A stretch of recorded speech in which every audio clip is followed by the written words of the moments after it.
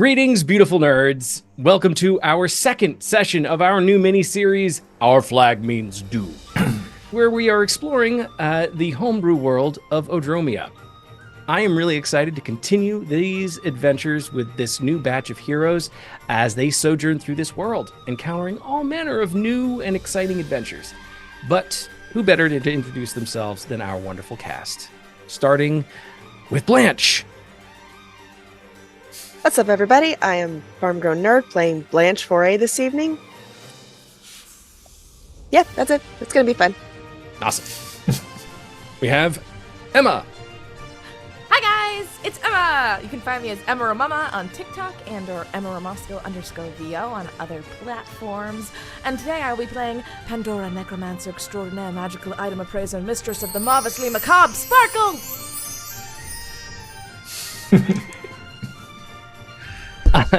Excellent. Seth.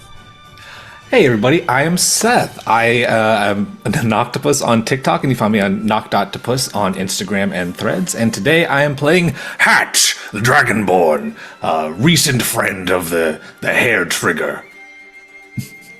Excellent. Also, bag person. And bag person, but it's not important right now. The bag man. Andy. Huh? Oh, hey guys. It's me, Andy, also known as ValveMax010 over on TikTok. And today, and for the following sessions, hopefully, Andy, please don't kill me, but I'm going to be playing Brash Briggs, first mate of the HARETRIGGER, underling to Captain Blanche Foret, and hopefully, charming Loxodon friend.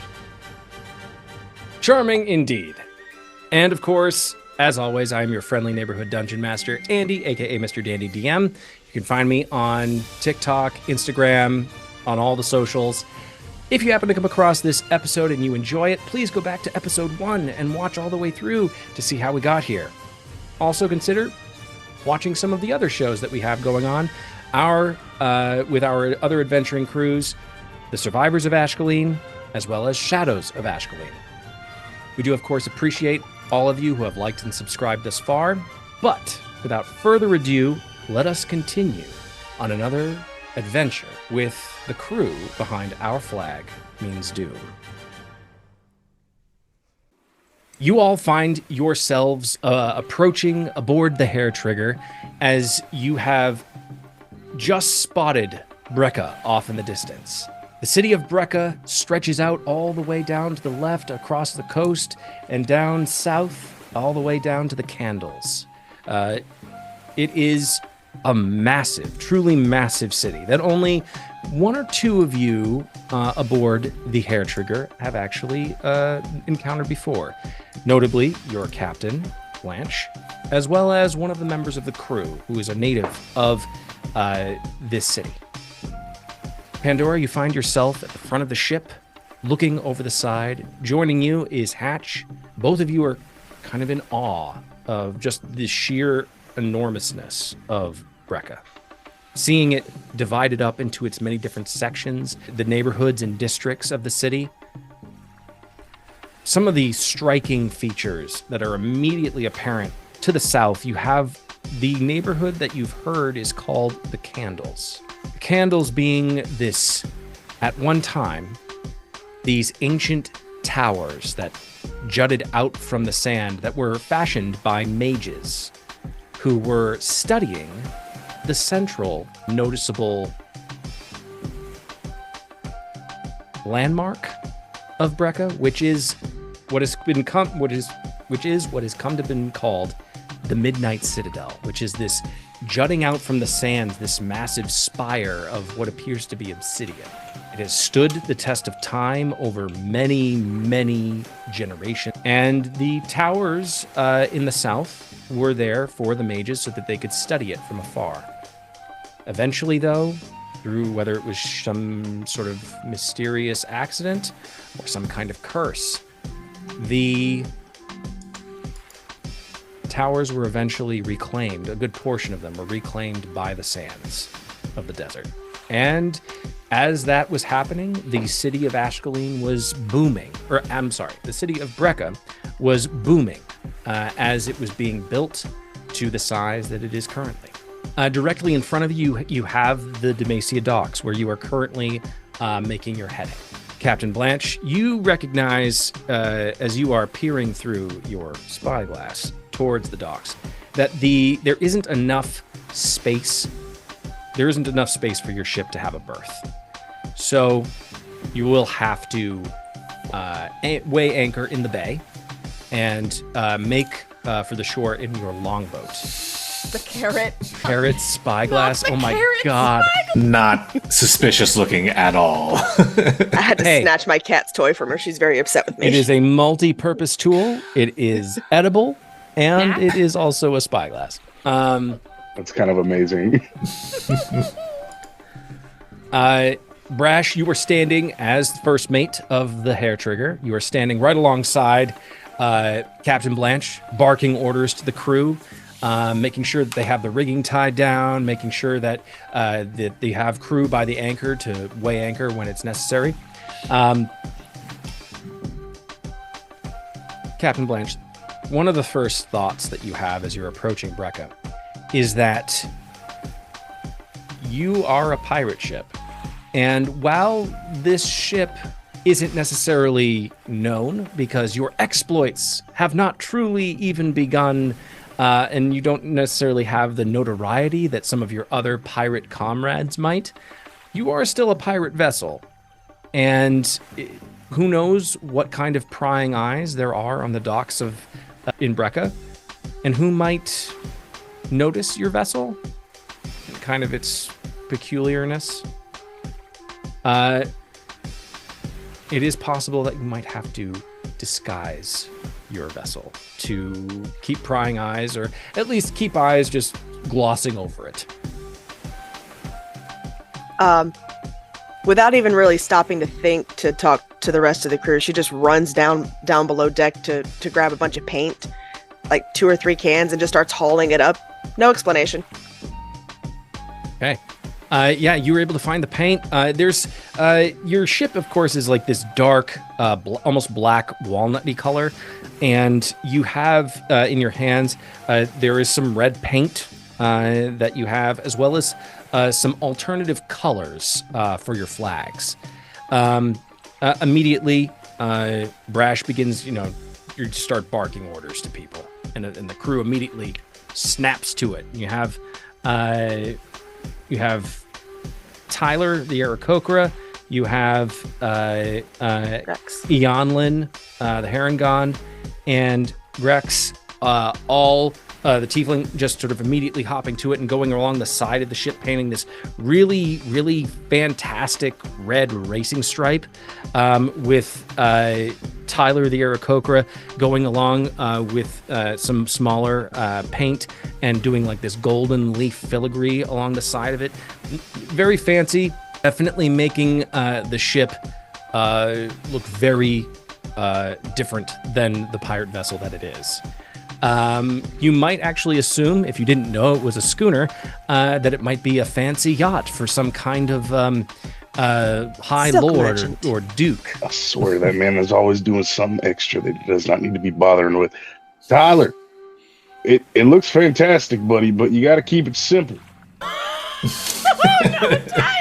Tyler gives you this sort of glazed look, like maybe he was smelling the paint a little too much while he was doing it. That's why he volunteered. Back to it, son. Back to it.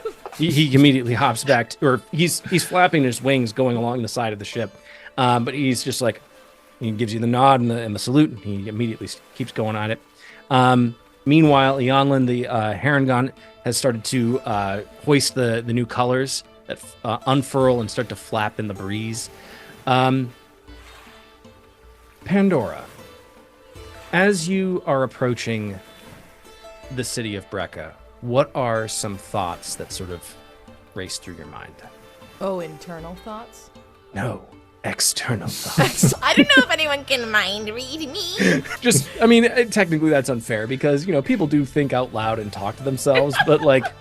Me, I don't know. I do. I am Yeah. a do that. I think on the outside you see like very oh God, like very Disney princess-esque, like You know, like looking out above the bow and letting the wind like move her curls. But on the inside, her internal thoughts are, I'm going to fucking kill them all. I'll crush every single person that stands in my way, and I'll get whatever I need. Magic ley lines, whatever the fuck it needs to be. The pillars, they said.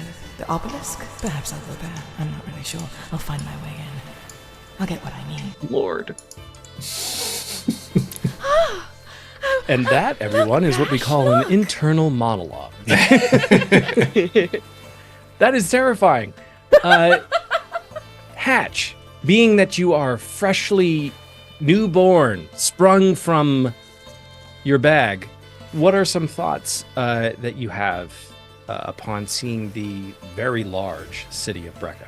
I think Hatch is not actually that much of a fan. I think seeing all the busyness and falderall going on in town, it makes me a little bit homesick for Bright Ray a little bit. It was quiet there. It was nice. This whole city feels a little bit like work. That's fair. That is fair. As you are a couple thousand yards away from the docks, you do see Blanche as you're sort of peering through your carrot spyglass. You do see that there are a myriad of different ships that all different classes of ships. The HARETRIGGER is of course a schooner, but you do see that there are some military ships of the line. There are definitely some merchant vessels and some supply ships that are currently docked, as well as sort of off slightly to the north towards Sharktown. You do see another a line of much smaller docks where you can see some yachts as well as some fishing vessels. Sharktown, given its proximity to the Amethyst Worm, it is a place where the high up merchant families will berth their big vessels, their luxury vessels. As you look, you do past the Demacia docks, you do see humming with life the region of the city known as the Golden Crescent, and standing east of that is the massive structure that you know or have heard to be made up of entirely obsidian, is the Midnight Citadel. From what you know, the Midnight Citadel is this structure that was at one time studied by mages who erected the wizard candles, but now it has become almost something of a palace, but also a government building, as through the many years of different merchant families coming to power and supremacy within the city, they have made the Midnight Citadel their home, and they have gone in and fashioned new rooms, and they've hewn rooms and places to hold court within the structure itself. The Midnight Citadel, from the outside, is this purely black, reflective. You see the Midnight Citadel before you actually see the shore of Brecca, because it is literally it's like the Burj Khalifa. It is a massive spire striking out from the sands. But then I'm going to send two buildings as a picture in our Discord that you can use to sort of picture what I'm talking about. So first, the Burj Khalifa in Dubai. Here we go.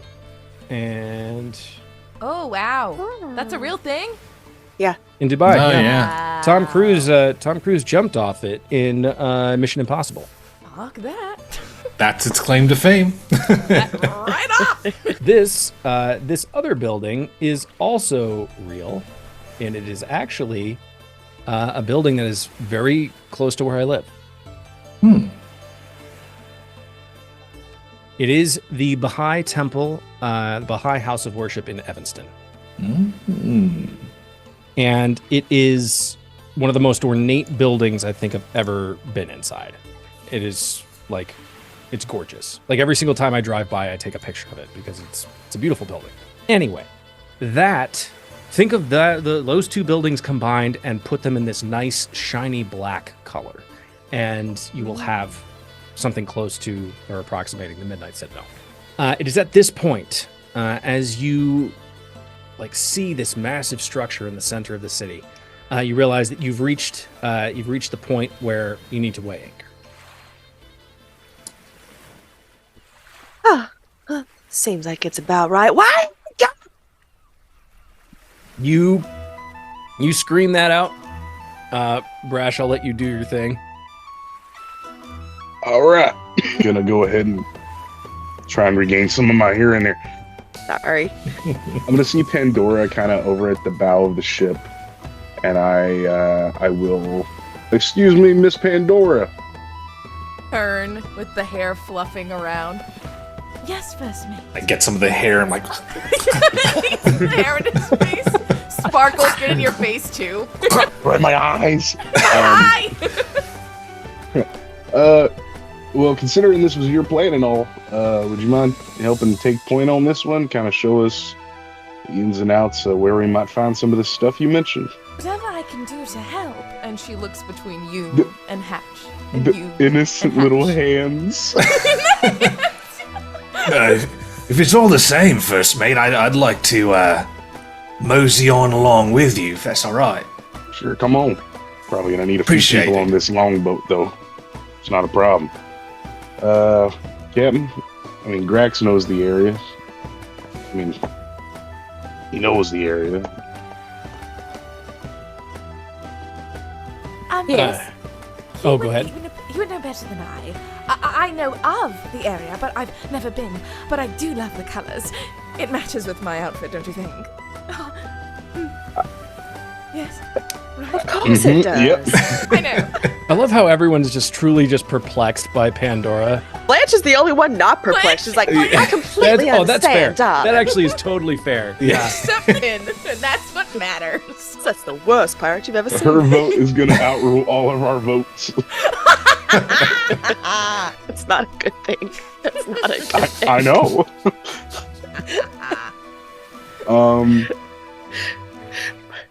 What do you Why say, was I Cap? made captain again? It wasn't a good idea.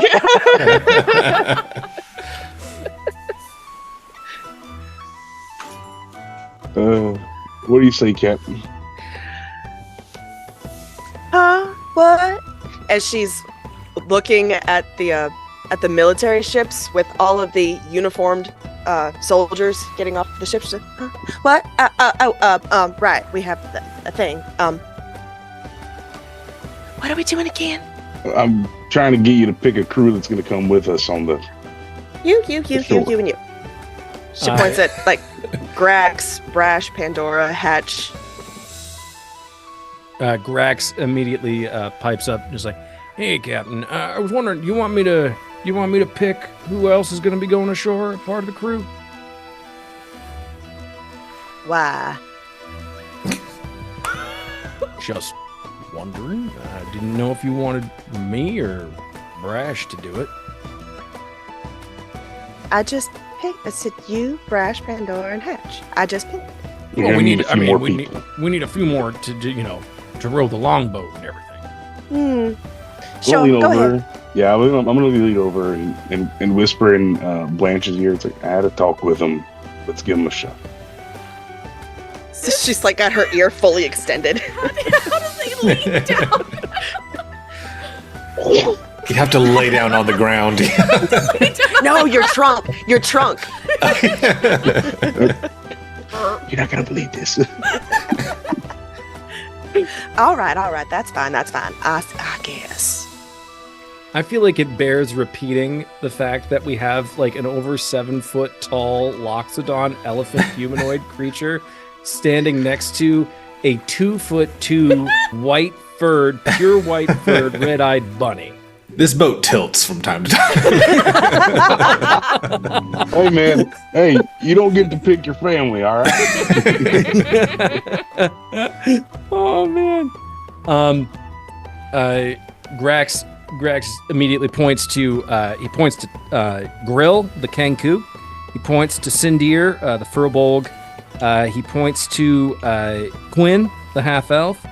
And he points to Friedrich, the halfling. And all of them, they move to the rigging at the rearmost portion of the ship, the aft of the ship, and they begin to lower the longboat into, at this point, calm sea in the bay. They then throw down the rope ladder off the side of the ship so that people can disembark. Unless you have anything else you would like to do aboard the HARETRIGGER. Sorry, so we're crawling down? Is it? There is a rope ladder that they've thrown over the side that you can shimmy down. I'm sorry. Could I have some assistance, please? I'm a lady of a delicate exposition, as you see, and Immediately, Grax, who is tall for a tiefling, whether this is some kind of like, he's overambitious. He offers his hand immediately, along with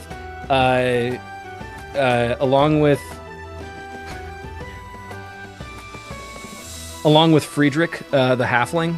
Oh, go on, and he immediately like slaps Friedrich's hand and slaps Friedrich's face, so that he can like sort of get his hand in there and just be like, What's the pirate term for simp?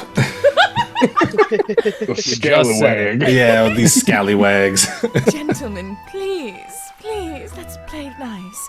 And she'll take his hand and go, Hatch of the Vintage Ensemble, will you be joining us? I don't want that to catch on, but yes, I will be joining. Come, darling, come.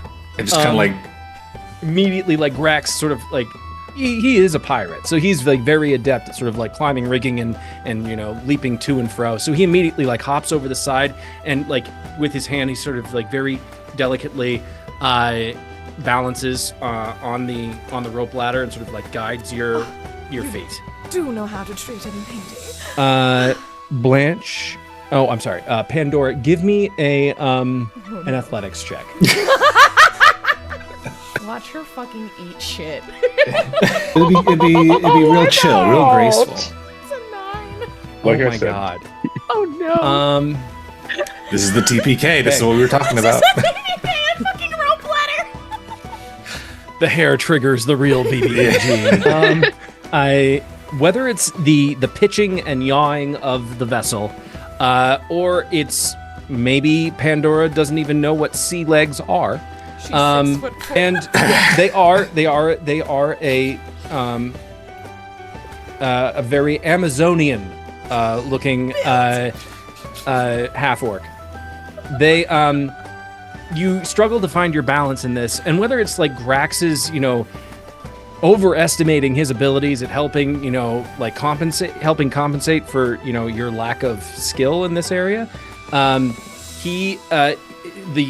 ship like goes down into a wave and then sort of pops up and you're just like what, and you immediately like you suddenly like fall over the side in truly dramatic fashion. Like it is brilliant. I need you to give me a dexterity saving throw. Am I going fucking overboard? Roll a 9. Can I roll to assist somehow or something? 19. You got a 19. You are able to like as you are falling down, you sort of fall like right in line with Grax, and in this moment, Friedrich is also just like he immediately goes over the edge and sort of like with his legs sort of locked along the rim of the ship. He immediately like grabs your arm as you sort of, and he like holds you there and like holds you in place. Friedrich, you shouldn't have. It's my pleasure. I'm just here to help. Strong. Are you okay? I'm quite all right. My heart was beating a flutter. Thank you. Basically, Friedrich is Samwise if he was a pirate. Yeah. Oh, that makes me like Friedrich a lot more. He sort of like very delicately like places your your hand on the one of the rungs of the rope ladder as it descends, and he's, "Oh, are you going to be okay? I just want to make sure you have your footing." Oh, of course. You both saved me. What a wonderfully adept crew. And as Brax, she- meanwhile, below you is kind of like grumbling that Friedrich got his, shining moment. I lean over to Brash. I just whisper, I've read a lot of romance stories back in the day. This is how a lot of them start. I don't answer you at first, and when you turn to see why that is, you see him trying his hardest to not burst out laughing. He is trembling in effort. You hear the occasional. Do I hear look that? at you. Do I know he's trying to hide his laughter? You guys also hear a soft little whistle escaping from the piercings on my nose. Do I hear this, effort. DM? Do I hear this, DM? Yeah, it sounds without putting words in your mouth, Brash, it sounds like the beginning of a symphony when they're all trying to tune an orchestra. They're tuning the orchestra, and it's like because It's just he uses woodwind. Kind of cacophonous. he uses the gauges as a way of instrumentizing his nose, and at times he plays upon it, but also sometimes he uses it as the ship's whistle. Captain on deck, or captain on deck. Absolutely. And but in this particular moment, where nothing but typical shenanigans is happening, it's kind of difficult not to laugh. I think Pandora is keeping up her the facade of oh, thank you. But when she hears that Brash is trying not to laugh, it's very much like the anime, eyes go to slits. The aspect ratio drops to 3:10. Right, exactly, like the eyes that are big and chibi all of a sudden shoom, right? And the Mamoot's gone. Pandora. Let's get on the boat. Pandora, you are eventually safely installed within the longboat. You have a seat next to Friedrich. Actually, Friedrich is he's sitting there. Go off, short king. He is his sort of very rosy cheeked red hair, but covered in tattoos. Wearing just seaman's pants with a vest, and. He also has a little knapsack that he's bringing with him. Meanwhile, we have Sindir the Furbolg is at the oar position. We have I said Tyler and Grax. They are all at oar position as well. Blanche, I'm assuming you are at the tiller. Sure, why not? Okay. It's the same size as her, so if she's gonna turn it, she's gotta kick the whole thing with her whole body. Just It's gonna bicycle kick the rudder every time. or painting an even funnier picture. You're standing on top of the tiller, and Brash is the one who actually has it, and you're just like, Brash, to the right. just the ears flop in different directions. Yes, Captain. It's the Yes, Captain. Let's do it, Captain. Brilliant. That's right. Hatch, you are able to find a berth towards the front, and at this point, with everyone safely installed within the longboat, you see Telkar and Lamegli and Grill looking over the side of the ship. They give their salutes, and then they immediately head about their duties. But now you are all safely installed. You begin to make for shore. With a very capable and adept, strong crew of individuals, you are able to make very good time. Just takes you about 10 minutes to get all the way from the ship to the shore. And as you arrive at the Demacia docks, you're like the opposite of Captain Jack Sparrow in Pirates of the Caribbean with the sinking ship. You come in and you're just like, yeah, we're good. We tie up the ship at the docks. You are able to find a berth right in between two very large military vessels. They look to be some kind of frigate, ship of the line, with sailors clambering up and down the rigging. You see several officers who are dressed in their regular military garb, sort of pacing up and down the gangplank, issuing orders. You do see, unfortunately, that there is one sailor who is being disciplined. Not sure what kind of crime, but he is currently getting the cat o' nine tails. Wow. Who knows why? But yes, you do find yourselves upon the Demacia docks.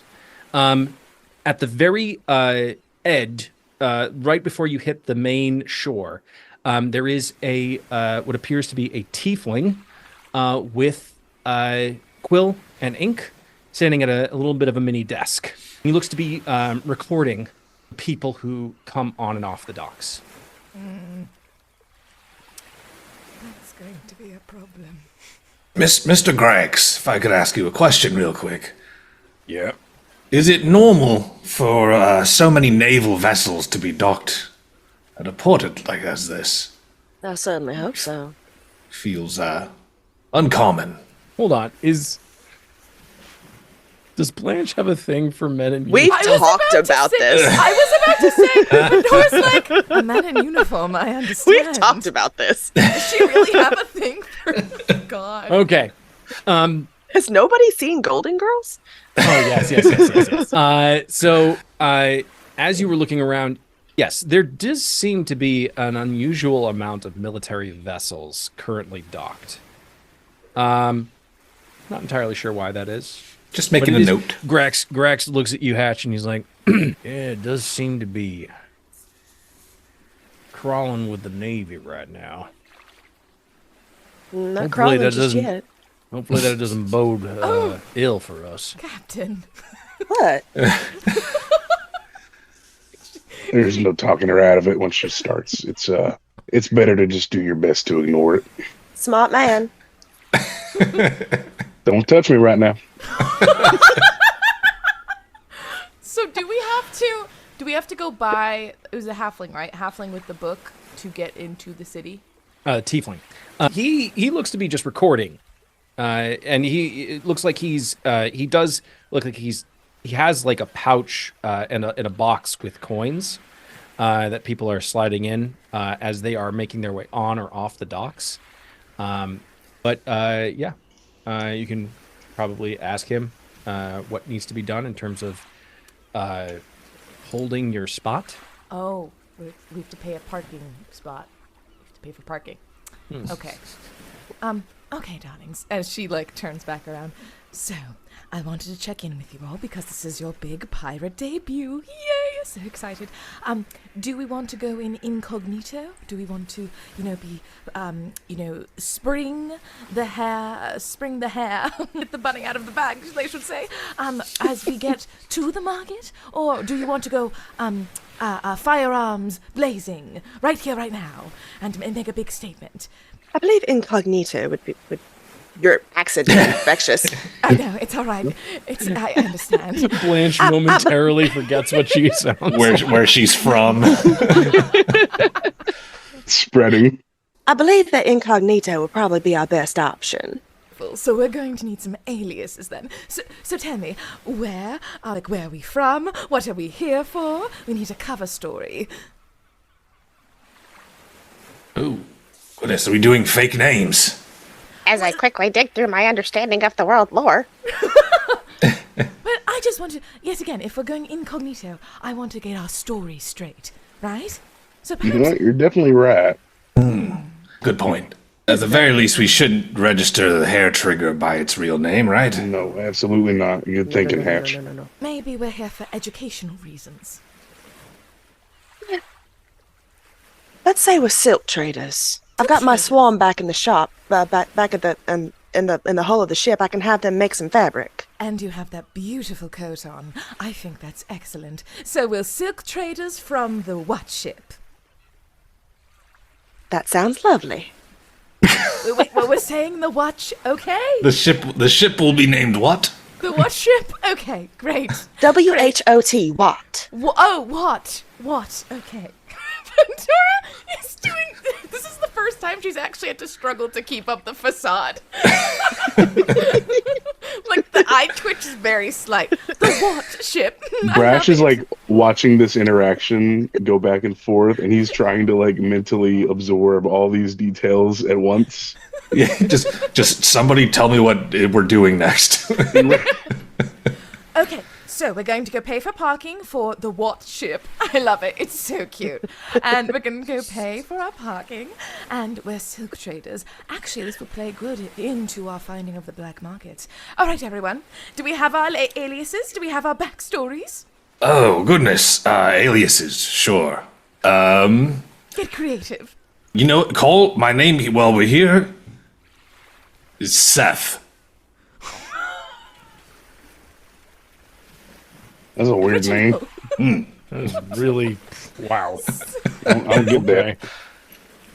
Just unassuming, short, unmemorable. It's fine. guess so. Don't worry about it. All right, let me try. How about Andy for me? Giant, Does that work? Andy, giant Andy elephant dude named Andy. Name's Andy. That's a Parker Bros board game in there somewhere. Andy. Wonderful. And Blanche is looking Captain. around all the roads and goes, Lane. That'll be my name, Lane. Lane, I love it. It's brilliant. Okay, and I shall be Andromeda. Excellent. Now that we have our names, let's go. Thought we were going for subtle. I'll like whisper over to Seth. Hey, all right, okay.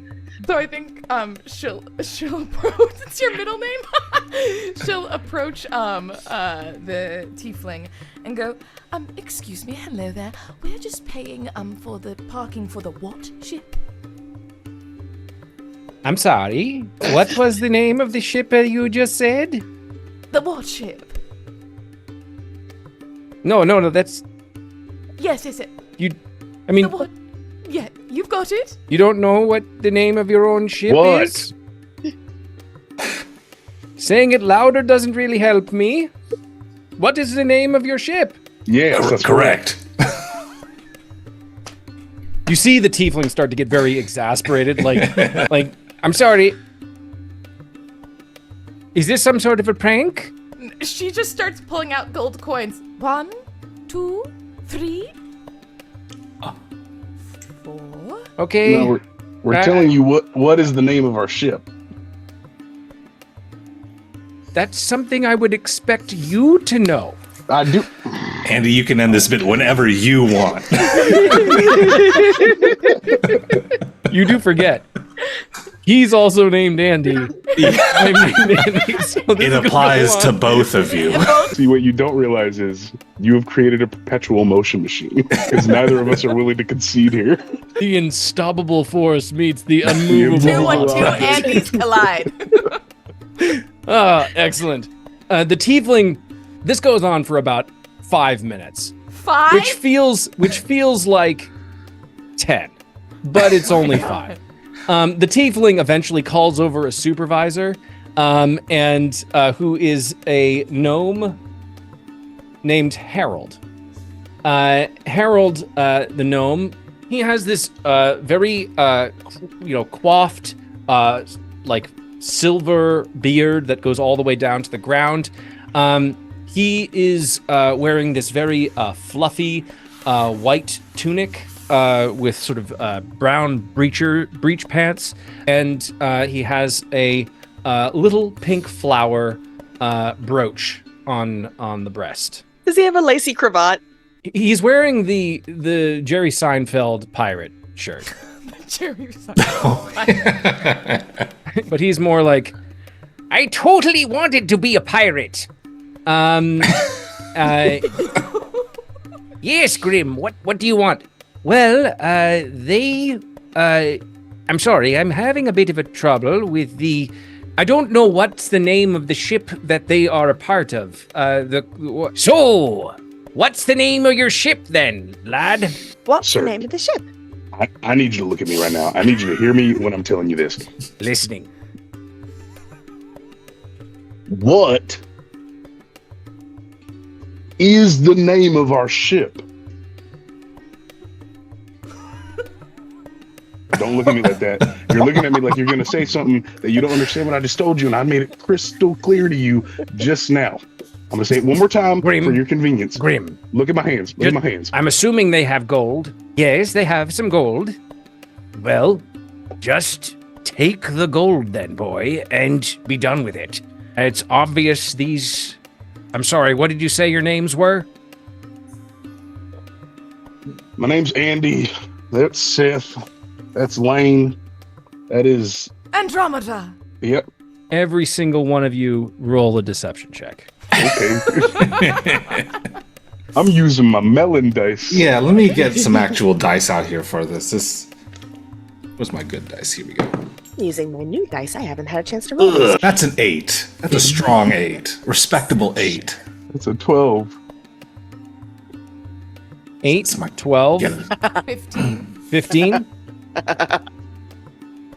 Don't laugh that sounds. That's a nat 1 kind of Guys, laugh. we haven't fun in the city. Rolled a nat 1? Us too. The worst pirates I've ever heard of. So it would seem. I'm still flabbergasted how I got named captain. I'm like, what? This is a terrible idea, but okay.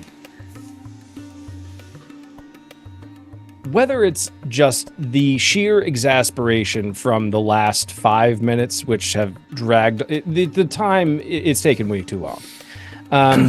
Even though Harold has only been here for 2 minutes, maybe he has even a smaller amount of patience than Grim does. Grim just sort of rolls his eyes, looks at each of you very pointedly, and he thinks maybe for a second that Andromeda...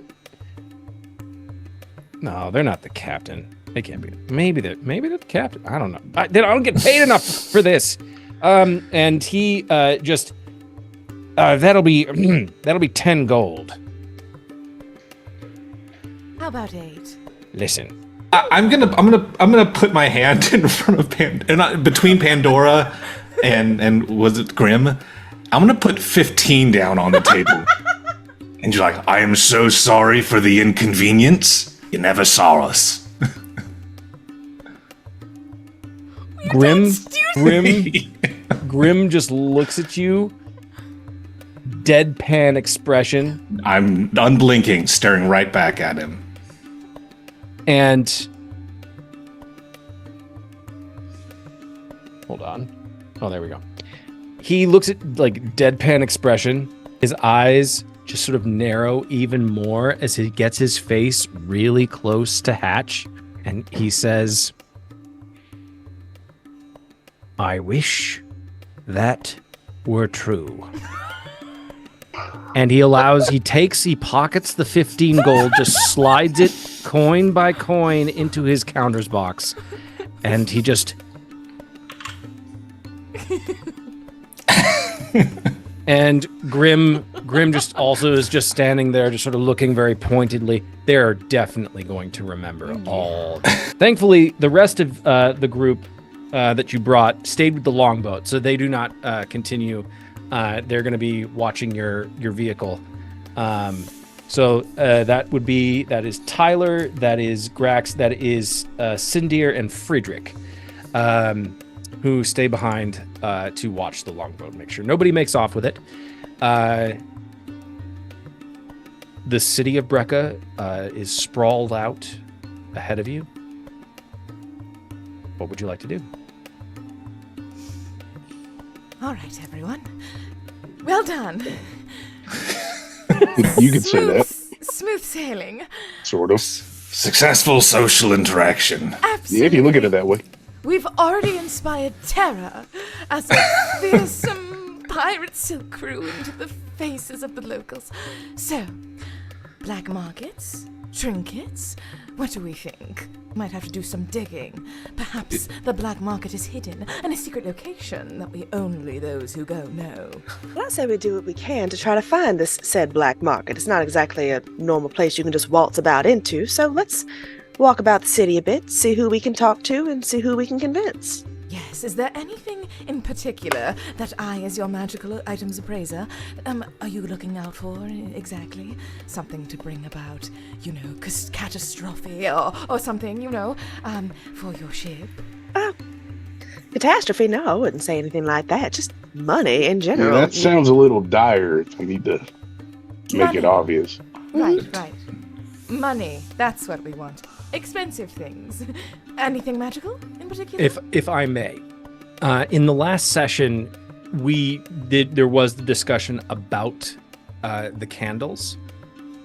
Given that, from what you had heard, from I believe it was Grax when he was telling you about the city, he mentioned that the candles currently there's a lot of archaeological digging that takes place within those towers because they run deep into the sand.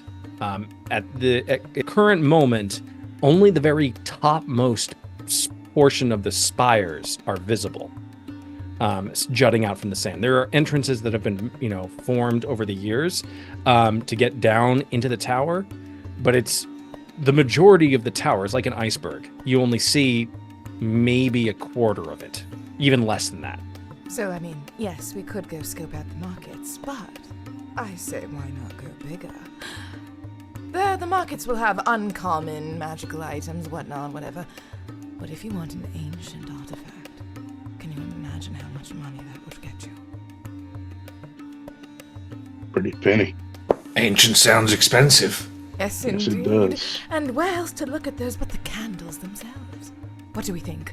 Do a little digging? Get our hands dirty? I'm for it. But I mean, Aren't there already a bunch of people down there? Will it be easy for us to abscond with any goods we may find? I'm sure we'll have to see the situation as we get there. But we're a very enticing crew. Look how you handled that interaction with the boatman, whatever he does, the money man. You did so well. The dockmaster, I believe he's called, but we didn't at least get put in jail, and that's better than most other places we stop at, honestly. Step that's one. true. Our record has kind of been 0-0 for a while, and But we say usually what would have to you- run back to the boat at a point like that, and we actually have set foot inside the city, so And a win is a win. Already things are looking up. So to the candles we go. Let's go! And she kind of does the little bunny hop where she's briefly eye level with everybody and then back down to the ground. You, if I don't know if anyone is looking currently at the map of Brecca. In order to access the candles, you do end up having to go through a decent portion of the city. The candles is technically outside the city of Brecca's southernmost walls. In between that, there is the Golden Crescent and then the Rainbow Crown. The Blanche, you know the Golden Crescent fairly well. You've had to work. You were running some schemes, perhaps. Selling counterfeit goods to some merchants within the Golden Crescent.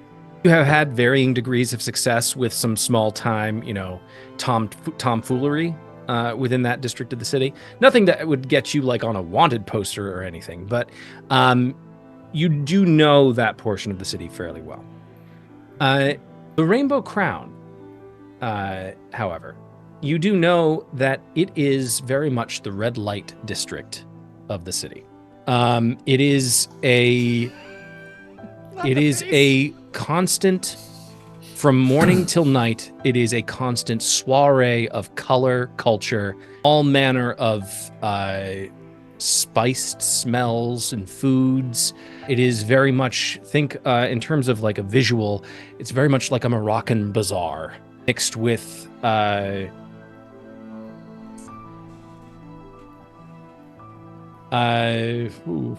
how do I want to describe this? Meets Amsterdam, meets Barcelona. It is a very vibrant and lush picture that is painted. All manner of goods are sold, including time with certain individuals who sell their time.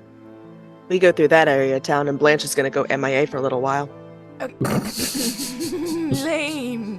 Captain Thankfully, you Lame. have a friend like Brash who knows this about you. At least if I have to. But in order to get through to the candles, you would have to go through the Rainbow Crown, past the Midnight Citadel. Not that that's a problem. I'm not necessarily pointing out danger areas where you have to be like super careful. I'm just saying that you will have to go through these portions of the city in order to access the candles. Yeah. Okay.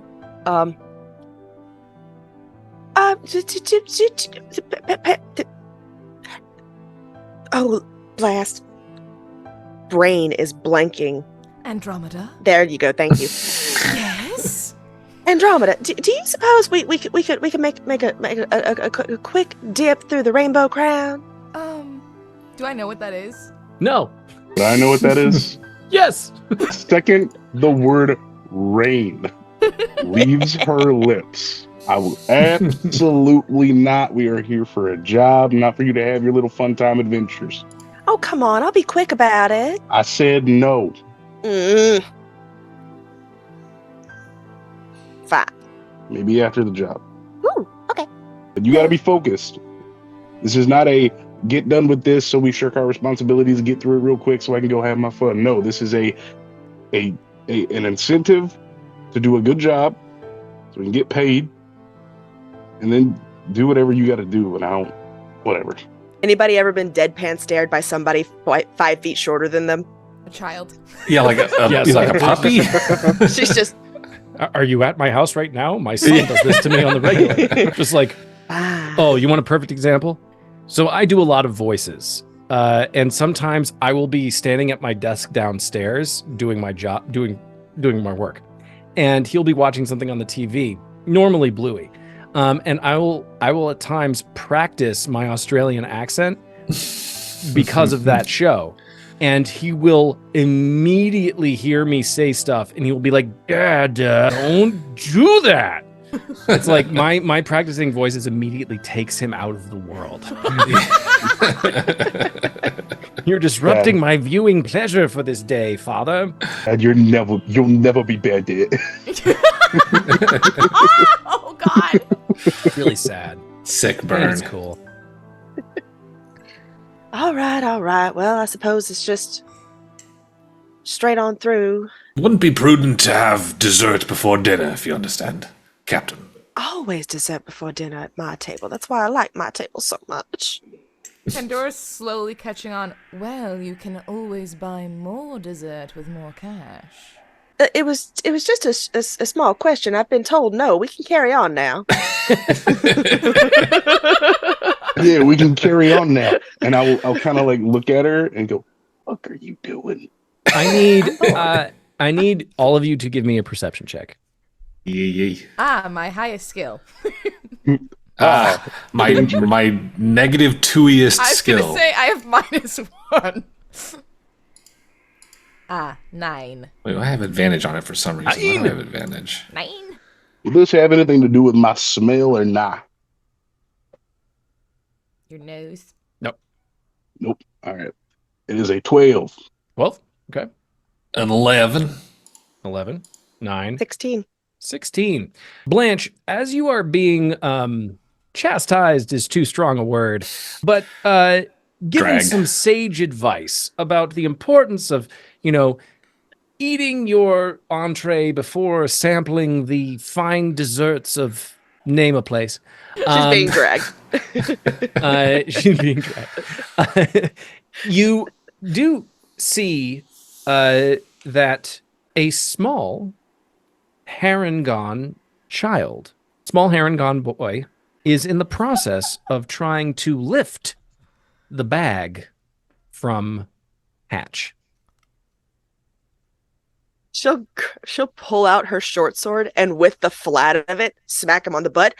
That is very rude. Oh, Sorry, marm. I won't mean nothing by it. Get thee gone, young pest. Shoot, shoot, shoot.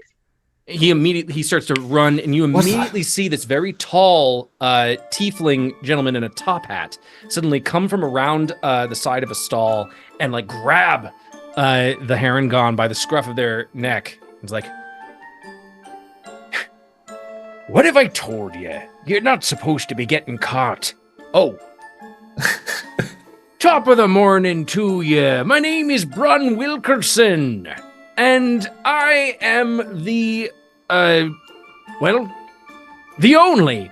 I was going to say the best, but I'm the only florist in Brecca. I'm the best florist in Brecca.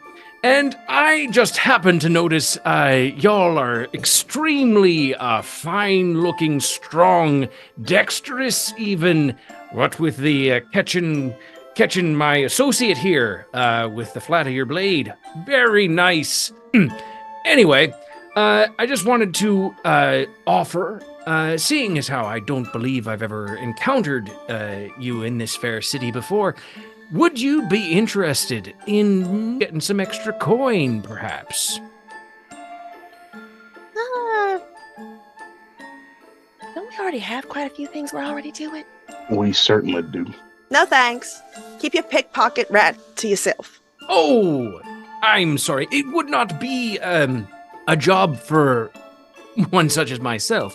You see, I have a patron of sorts, a benefactor, who, he needs some odd jobs done. It's sort of he's a collector of sorts. And he's looking to see about getting together a group of individuals who would be willing to search out some items for him.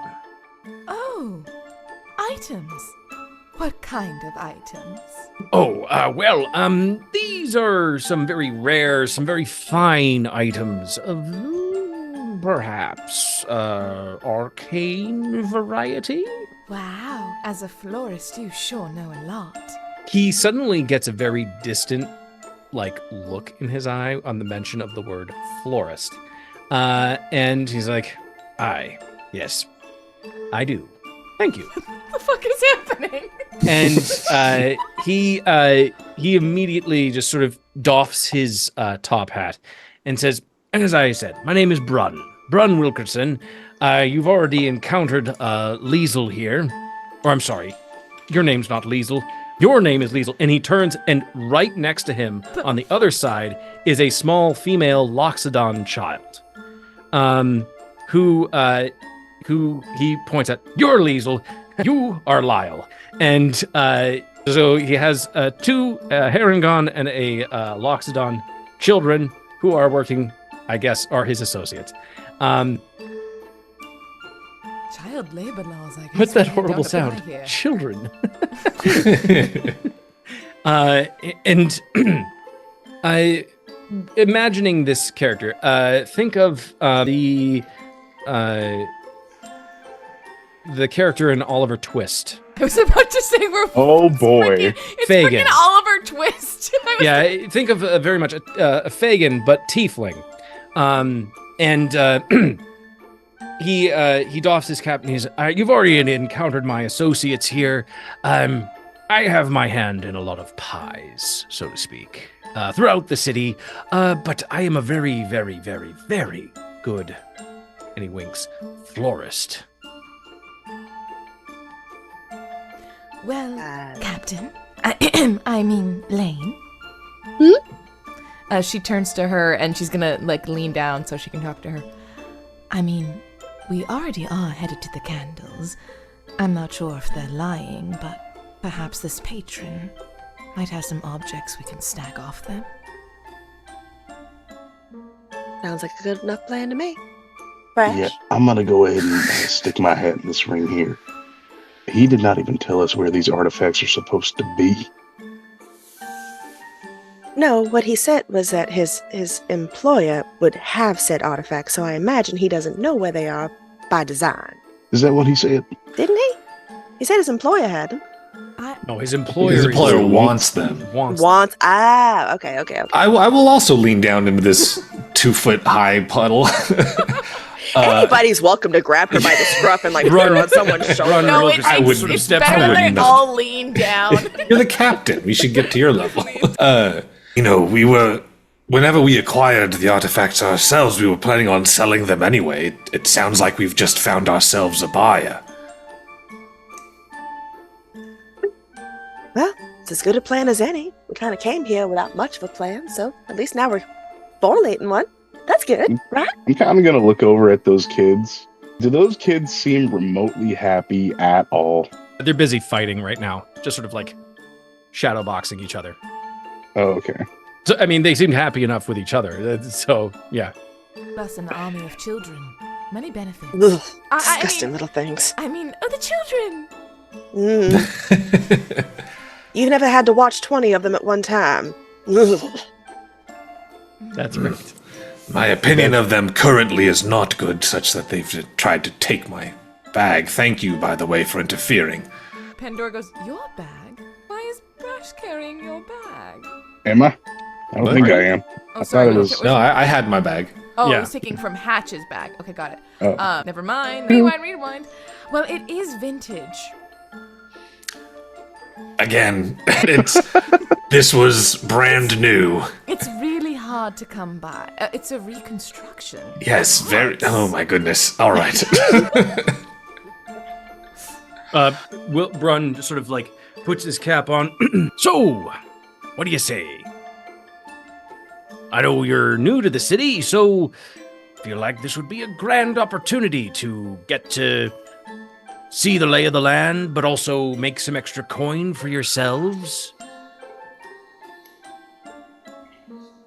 I feel like I'm going to regret this, but go for it. Yeah. Look down at the captain. Sounds like a marvelous idea. Show us where to go. And It no sounds more like an of that idea. lying nonsense. Well, We'll decide if it's marvelous later, but it does sound like an idea. well, he's lying. Some I of might as those, well. some marvelous ideas just start off as just very simple ideas, and they become. He sort of loses the thread with the compliment that he's trying to pay you, and they end up being some of the best decisions you've made in your life. Don't hurt yourself, darling. Let's go. Oh, I'm sorry. I'm not ready to bring anyone anywhere. I would have to inform my patron that he has 4 very capable, strong-looking. He looks at Brash individuals who are interested in acquiring some objects for him. Well, then am I to understand that we have a little bit of time before Yes, we need to meet? sorry, I wasn't trying to completely take you out of sightseeing, but here. And he pulls out a piece of paper with a quill that he somehow just makes appear in his hand, and he's like, he draws basically a sketch of a neighborhood in Brecca, and he like points out some relevant landmarks that he has written. These are directions to a location in the Amethyst Worm. It's the northernmost portion of the Amethyst Worm. You're looking for the Nightmore estate. And Lord Nightmore would be the person that you would be calling on. Either that, if he is not in town, then it would probably be just his son, Lucas, who would be very interested in hearing a little bit about you, and perhaps once you've gained an audience with him, then he would hopefully, potentially for myself, because I get a bit of a finder's fee, you would be employed by the Nightmores to procure certain items. And he sort of holds the directions or parchment out to the group, which you basically take it. Somebody. Blanche will hop forward, snatch it up, look at it real quick,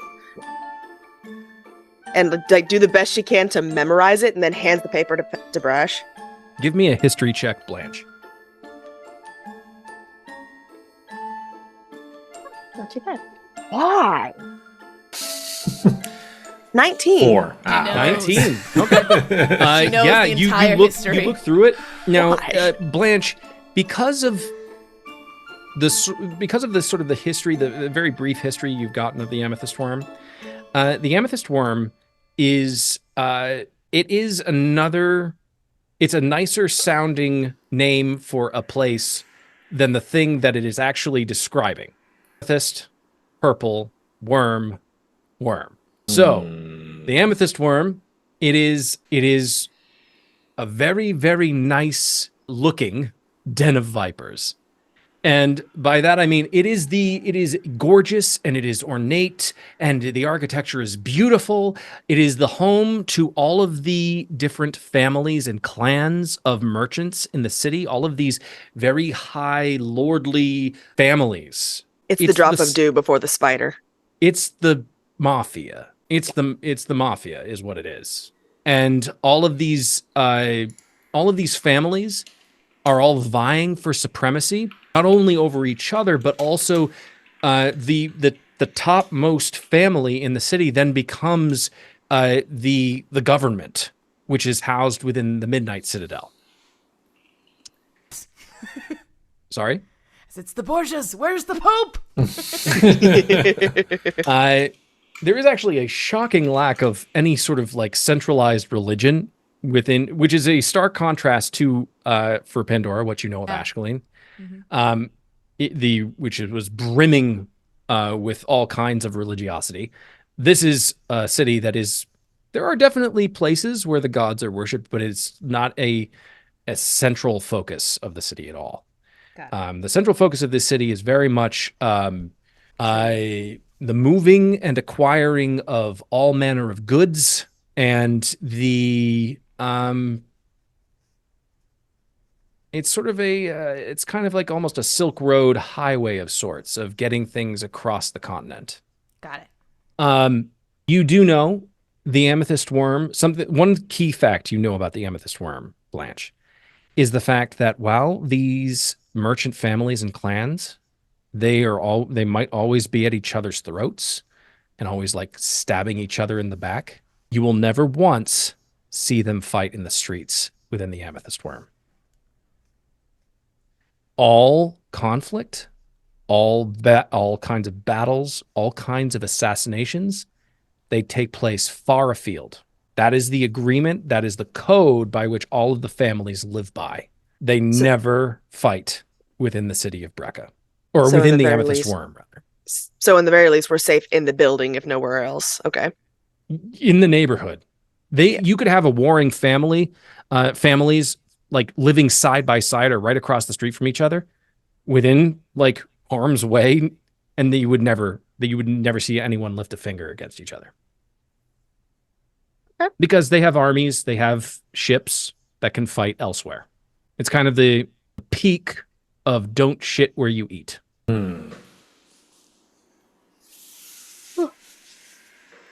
Alrighty. Well, looks like we need to head a bit north. Brun, at this point, he sees you've taken the parchment, you've handed it to Brash. Now, who might I say is coming? And leaning back down.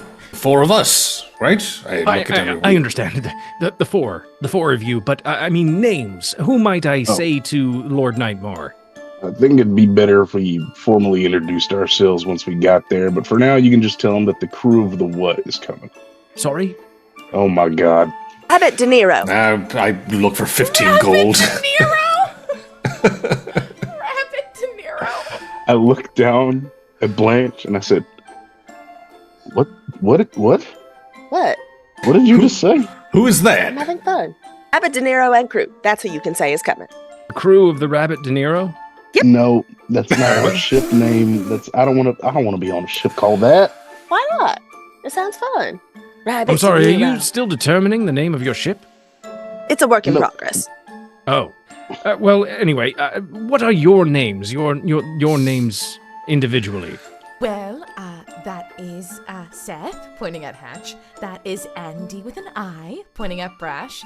And that with a heart over them. heart over it. And that is Lane. And I am Andromeda. Everybody give me a deception check. I've got 15 more gold. Melon dice. No, that's my 5.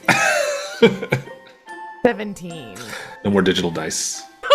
No more digital dice. 21. 19.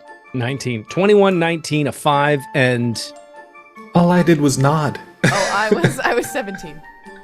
17.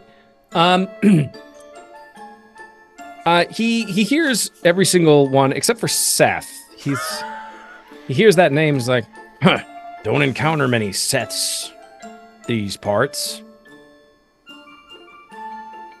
It's a very odd name for a dragonborn. I'm adopted. Oh, I see.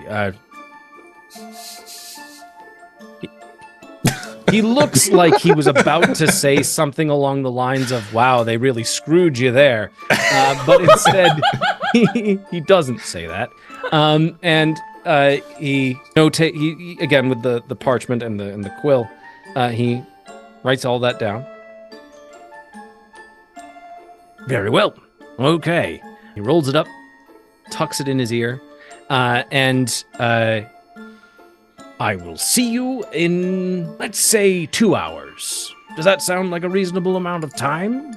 2 hours. How big is this? There's 1,000. Okay, might take us 2 hours to get there. Oh, forget about the The scale. The scale. Scale model. Yeah, we could meander our way there, get there eventually. Take our time taking in the sights. More or less. I'm with it. Yeah. So yeah, 2 hours should give us enough time to at least get a heading of where we are. Check for supplies, check in back with the boys before we head further into the city. Sounds like a plan to me.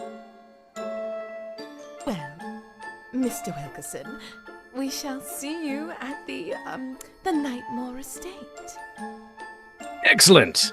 Lyle, Liesel, with me. And he immediately does a complete 180, and you suddenly see him start to flip a cane, twirl a cane that you didn't know he had.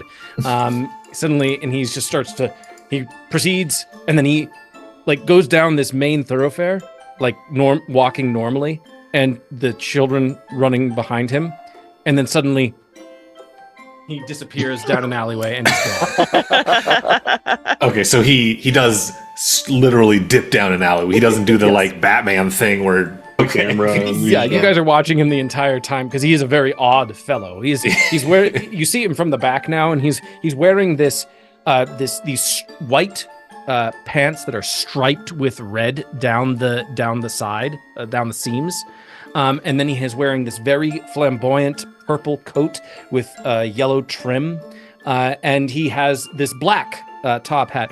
He looks like Johnny Depp's a little Willy Mad Wonka. Hatter. Oh, Mad Hatter. Okay, better. Yeah. Better imagery. Yeah, Yeah, forget. okay. I want to forget that Willy Wonka performance. That's honestly horrifying. No, he kind of strikes very much a Johnny Depp Mad Hatter vibe, and he disappears down the alley, heading in the northerly direction.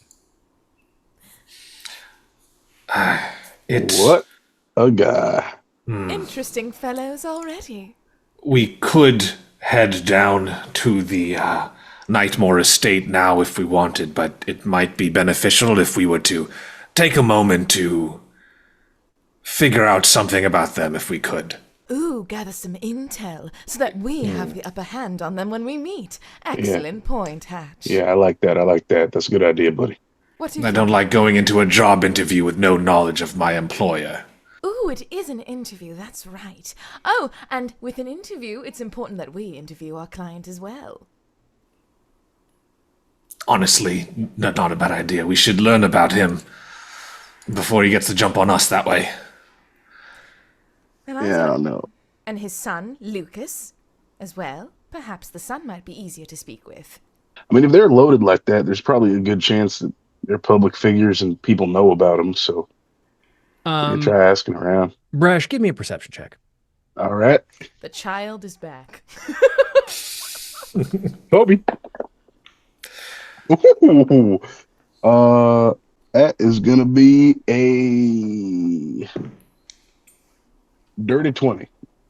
Oh, a dirty 20. Yes, sir. Okay. Nothing. Brash, you are very much sort of like very focused right now on making sure that everybody in the group, and you're talking, and you're talking about like we need to source information from the city and all the different parts of it, and you suddenly realize that Blanche isn't there. Mm.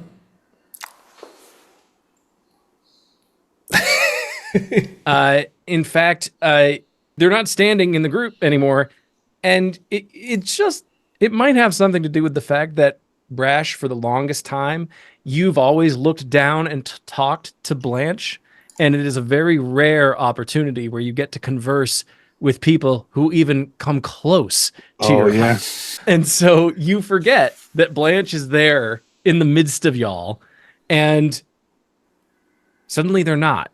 And in fact, as you are you notice this, you're looking around and you see heading like deeper into the Golden Crescent, you suddenly see the very end of a white tail, like 50 feet away, suddenly disappear down an alley, like moving very fast. Kill her. We gotta move. What?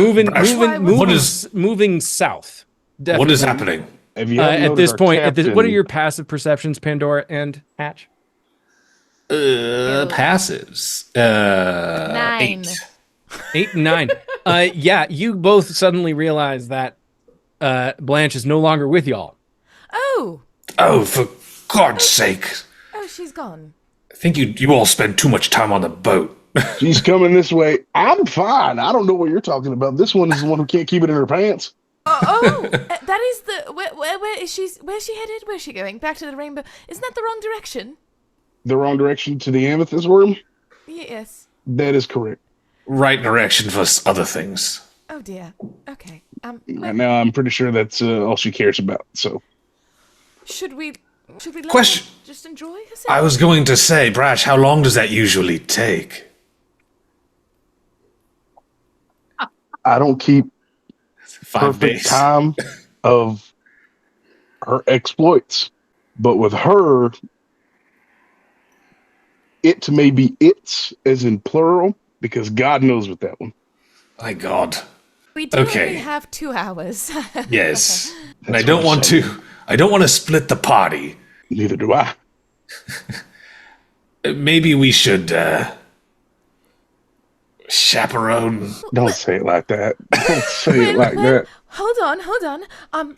If this is a well-known family, of course those in a position of offering certain services would have information that we could use as well, right? 2 birds with one very, very busy rabbit, I guess. Oh, okay. Let's go. Yes. I'm adding this to the continue tally. talking. You should talk about this while we're on the move. I'm adding this to the tally. Brash, given that you were the last person to see the rearmost portion of Blanche as they disappeared down an alley heading south, you all immediately pursue Blanche. They are very quick and adept at moving through the city streets. They're not trying necessarily, unless I'm completely mistaken, Blanche, not trying to remain hidden. Oh no, she got dragged for this idea. She's absolutely hiding. Oh. Okay. Right. I need you to give me another stealth check. Everyone else give me perception checks. Oh, God. Could I argue for that this is a smell-based perception? Sniff the bunny. I would say maybe if you had had more time with If I had smelled her more. Okay, I'll make a note to do that later. You're gonna smell about me? each one of us now. Yeah, I'm gonna have to get some really serious Brash, nose-on-nose time. I'll say you would be able to. Okay. 11. I'm not proud of it, but 12. Dang. 11 and 12, okay. I haven't rolled So above a 15 this campaign. A 14. 14.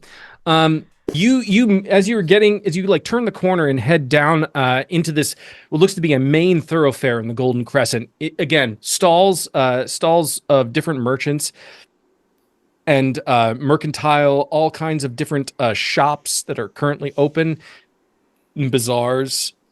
At this point, as you're moving through the Golden Crescent, you immediately suddenly, it's like you're hit by a wall of just spices and jasmine and all manner of different cooking but also just pleasant aromas just strike you. It's very, very potent. And as you move through this section of the city, you're trying to but in this moment, because of all the smells, you suddenly lose track of that one key defining Blanche essence. Yeah. Yeah, she's Carrots and oats. But the good news is, you do know where they're probably heading. Yeah. For the area of town. All right, we're just gonna have to go the rest of the way on foot because I lost her, but I'm gonna smack her upside the head when I see her. I swear. Do you? Perhaps some denizens of the night that dress in officers' attire?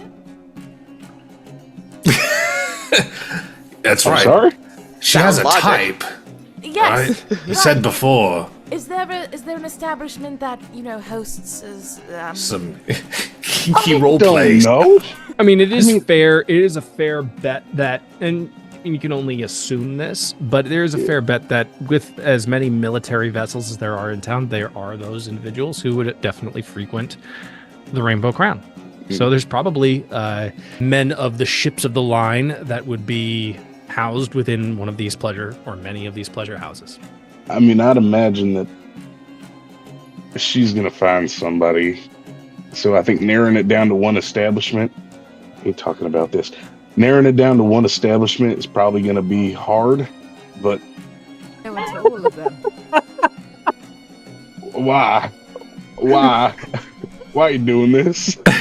Why are you laughing? No, I not didn't the mean to gift. say it that way. Not the gift. Not the gift.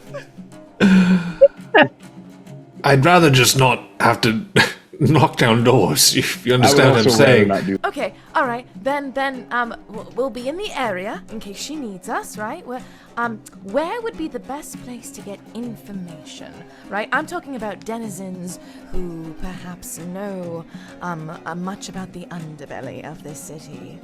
You could ask some of the people that you see around you, some of the people who have shops. Neither Brash or Hatch would, of course, know. Okay. This is Certainly there must be some sort of seedy dive bar. yes, where information is passed around, much like syphilis. Okay, so I'm gonna wash my hands. Wish I could wash my brain. but perhaps and she'll go to the nearest person. Excuse me, whoever that may be. You do see there is a tabaxi who you do see selling some fine silks, and they're younger. Hold on one second. I have their name here. You do see what appears to be a family run business. There are four younger tabaxi manning this one particular stall, selling these fine silks and spices and fragrant oils. You see one of them is a very tall, very calico furred tabaxi. He sees you. He's not quite your height, Pandora. He's slightly shorter, but he's sort of like, he squares up with you and says, "Yes, what can I do for you?" Hello there. So me and my compatriots, indicating to the two with her. Pleasure to meet you. Yes. Hello, we are a very inquisitive sort, and you have to see we're kind of doing something out of our comfort zone and going into the stalls and to the city. We're wondering, is there anywhere where we could, sit down and have a chat with the locals who might know some, like, really seedy stories or, like, tales of woe? This tabaxi like looks at you, Pandora, listening to you the entire time, also looks at his siblings, who are, all of them look to be slightly younger than him, and he's like, I wish Mark were here. He'd probably know how to handle this one. I'm sorry. Usually, with a question like that, names are exchanged. I'm sorry. What was yours? I'm so sorry Mark isn't here to handle me. I'm Andromeda. Oh, sorry, my brother. He knows more about this city. Yes, of course. And at this point, she's gonna put her hand on the table, hand on the hip, like she's sliding a little bit back into her roots. So here's the thing. How much gold do you want? Tell me where to go. I'm sorry, are you just offering me gold for what? I want you to tell me where I can get the seediest fucking bar in this place. I'm gonna pick up on this attitude change pretty immediately, and I'm kind of gonna go, where was this before? like to myself. You suddenly realize there is an extreme lack of sparkles in this moment. Those sparkles. The aura just goes, It's just, Yeah. it just all goes ash. Exactly. Someone turned off the disco ball. Disco ball light is off. He again looks at you after like giving his siblings a look. He says, "I'm so sorry. I meant no offense. I just meant that my brother Mark, he is usually he knows more about the topic that you are interested in procuring information about. Right. I did not mean any offense to you, Where's Mark? milady. Where is he? Sadly, we have not seen him in many years. He tends to walk his own path. That notwithstanding, my name is Max. This is my sister Mariah, Vale, and my younger brother here, Chance. Well, Max, I'm a little disappointed. I'm not gonna lie. So sorry. It's I know sad. a great deal about fine silks that might adorn one such as yourself, but I would not. He suddenly turns. He turns to his siblings, and he sort of exchanges some words. You know what? I think I think I might be able to help you. If you're looking for some place that is very seedy, I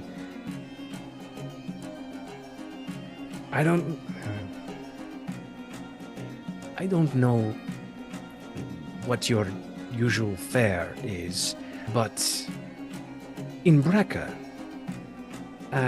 the entertainment portion of the city, it is very much high quality, if you catch my drift. In terms of seeking of information, you might want to check out a place known as the Silk Sensation. It is, you would want to ask for Lady Darshai. Well, that wasn't very hard now, was it? The Silk Again, Sensation. so sorry, by Silk Sellers. Listen, I I'll- sell silk. I'll I don't I'll take sell two. other things. I'll take two. Oh, you, lady, me to the say lady, it the lady again? will take two. Two. Which color? And you see a variety, like a rainbow of different colors, that are sort of laid out in front of you. Ugh, anything in black? There is definitely black. like my soul.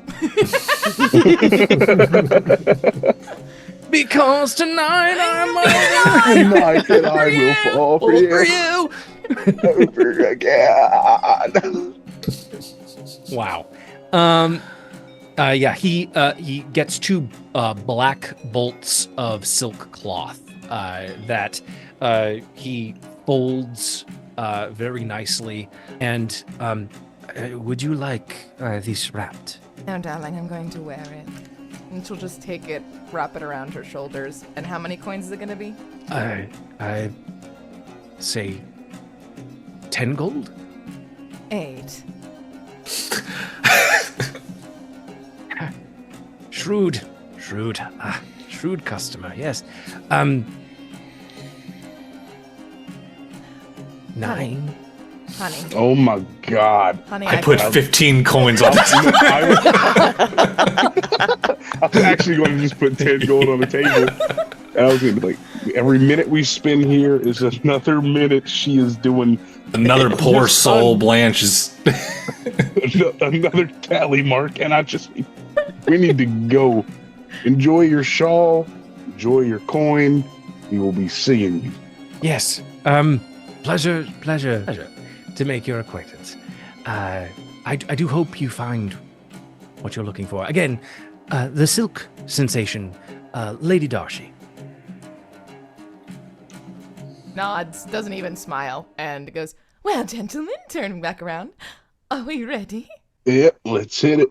Sure, lead the way. And as we start walking, I'm gonna ask Pandora. It's like, do you get one of those for Cap?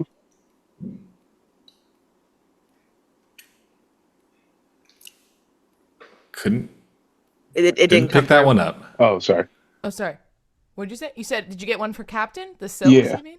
Yeah, Of course I did.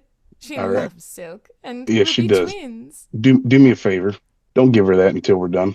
What? Okay, I don't want to know. I don't want to know. I don't want No, to no, know. no. It's nothing. It's nothing like that. It's just she tends to get a little lackadaisical if she Okay. gets rewarded too soon.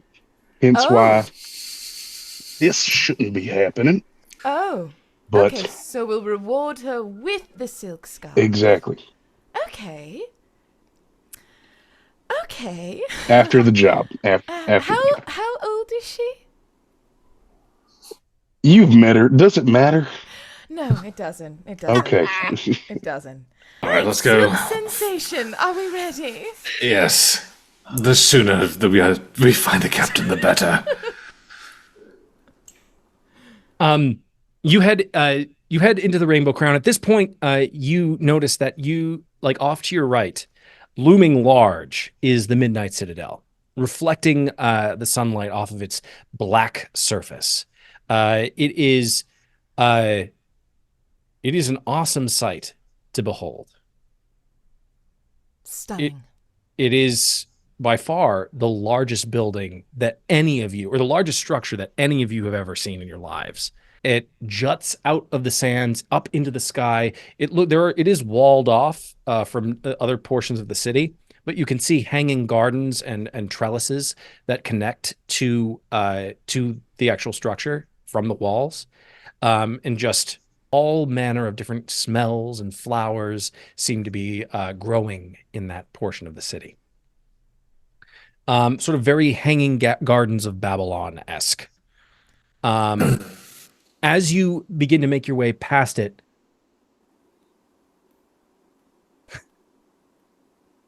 I don't like these secret messages. I need I was gonna everybody say, to give me another perception check. Oh no! Come on. I don't want to look at certain. I want to fail it. Let me fail it. Come on. Good. 7. Nat 1. 7.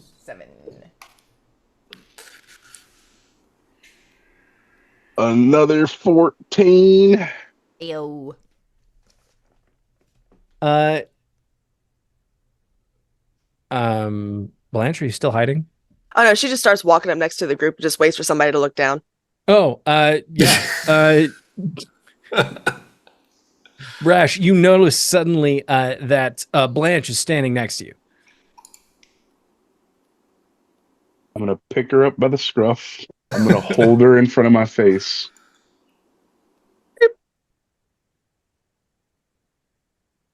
Did you have your fun?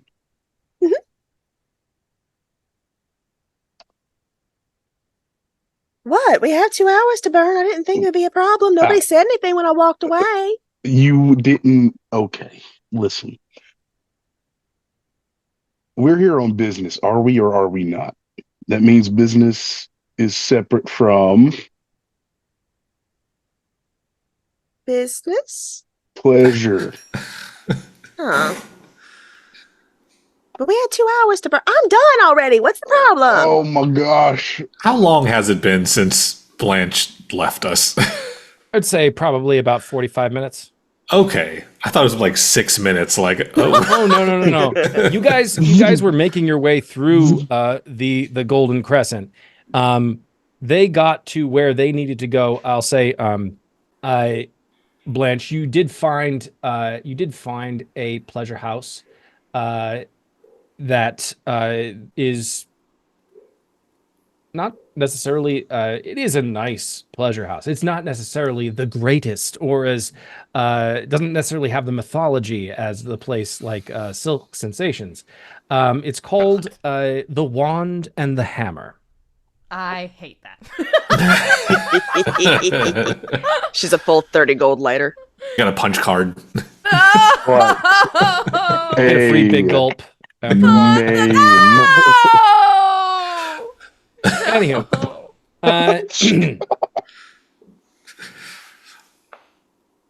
so yeah, Blanche, you are just aglow, feeling immensely satisfied, and you rejoin the group. You guys are right now just on the border of the Rainbow Crown and the Golden Crescent. As you look into the Rainbow Crown, you see all manner of street musicians just moving. There's nothing untoward, not even untoward. What the pleasure houses are legal in Brecca. Like, it is all just, they provide a service. And these musicians are very much kind of part of the attraction as they are moving amidst the streets, playing all kinds of music on all of the myriad of instruments available to them. You see some bands that will sometimes mix with each other, creating almost a unity of song in these streets. You can almost, as you move like a little bit closer, it's like one group will suddenly take up the beginning portion of the song that leads into another, and it's almost like this beautifully orchestrated improv of music that happens. It's almost like they've been doing this for many, many years, and they are very, very adept at what they do. Moving amidst them, there are different food carts that are selling all manner of spiced meats and breads and cheeses, sort of the endless charcuterie board of the Rainbow Crown. What do y'all choose to do? I'm being held by the scruff, so. How far are we from the Silk Sensation?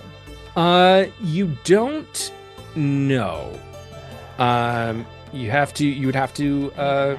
I look to my immediate left. Sir, do you know where the Silk Sensation is? You see an Aarakocra with haggling with a half elf. Pardon me, I don't mean to interrupt. Just real quick. I am so sorry. What? Oh, I'm sorry. What did you say? Hold on. The Silk Sensation. Would you happen to know what that is? Yes. The Silk Sensation. Doesn't your friend work? Yes. The half elf immediately sort of takes over the conversation, and says, "Silence, Bartholomew."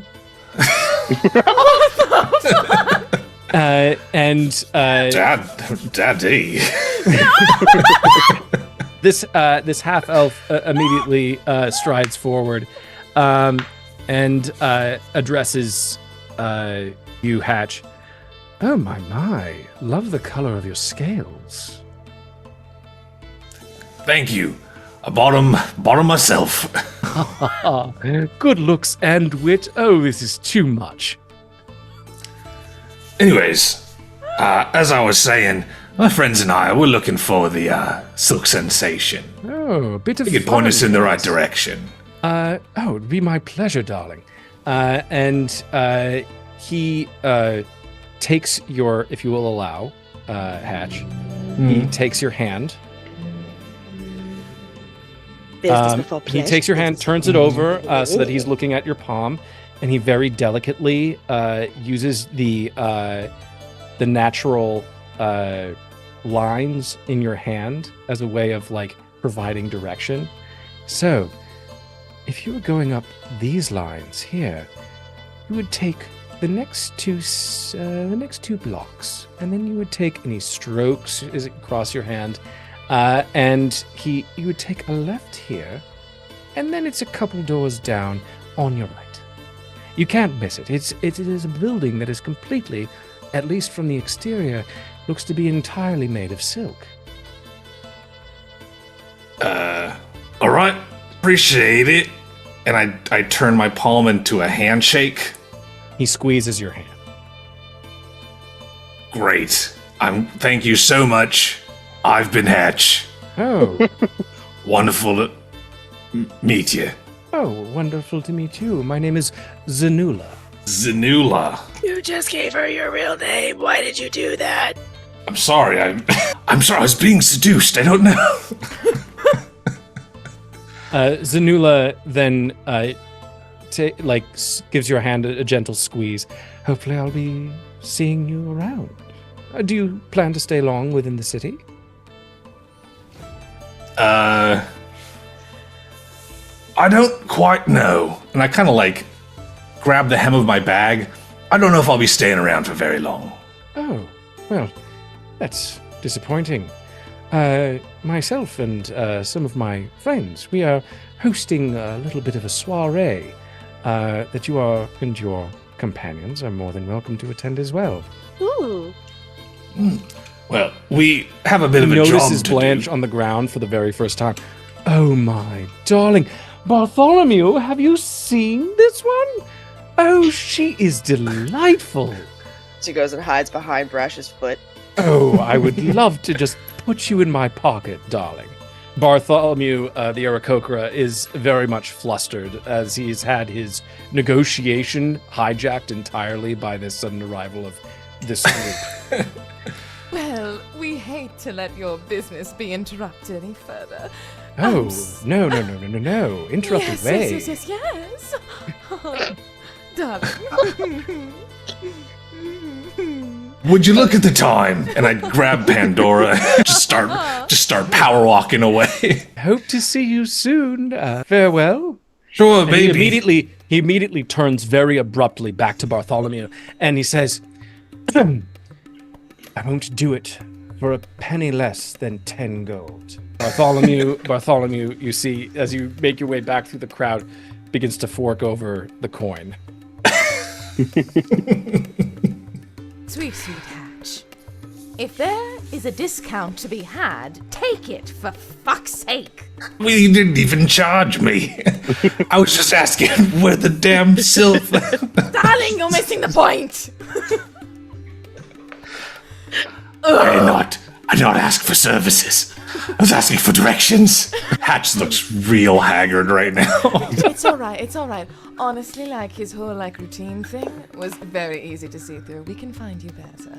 I wasn't trying to get laid. I was trying to find Yes, this I know, adult I know. entertainment house. I know, darling. You did so well. Don't let that get you down. You've done so well. So It's like I looked at Brash. It's like talking to a brick wall, but the brick wall's so condescending.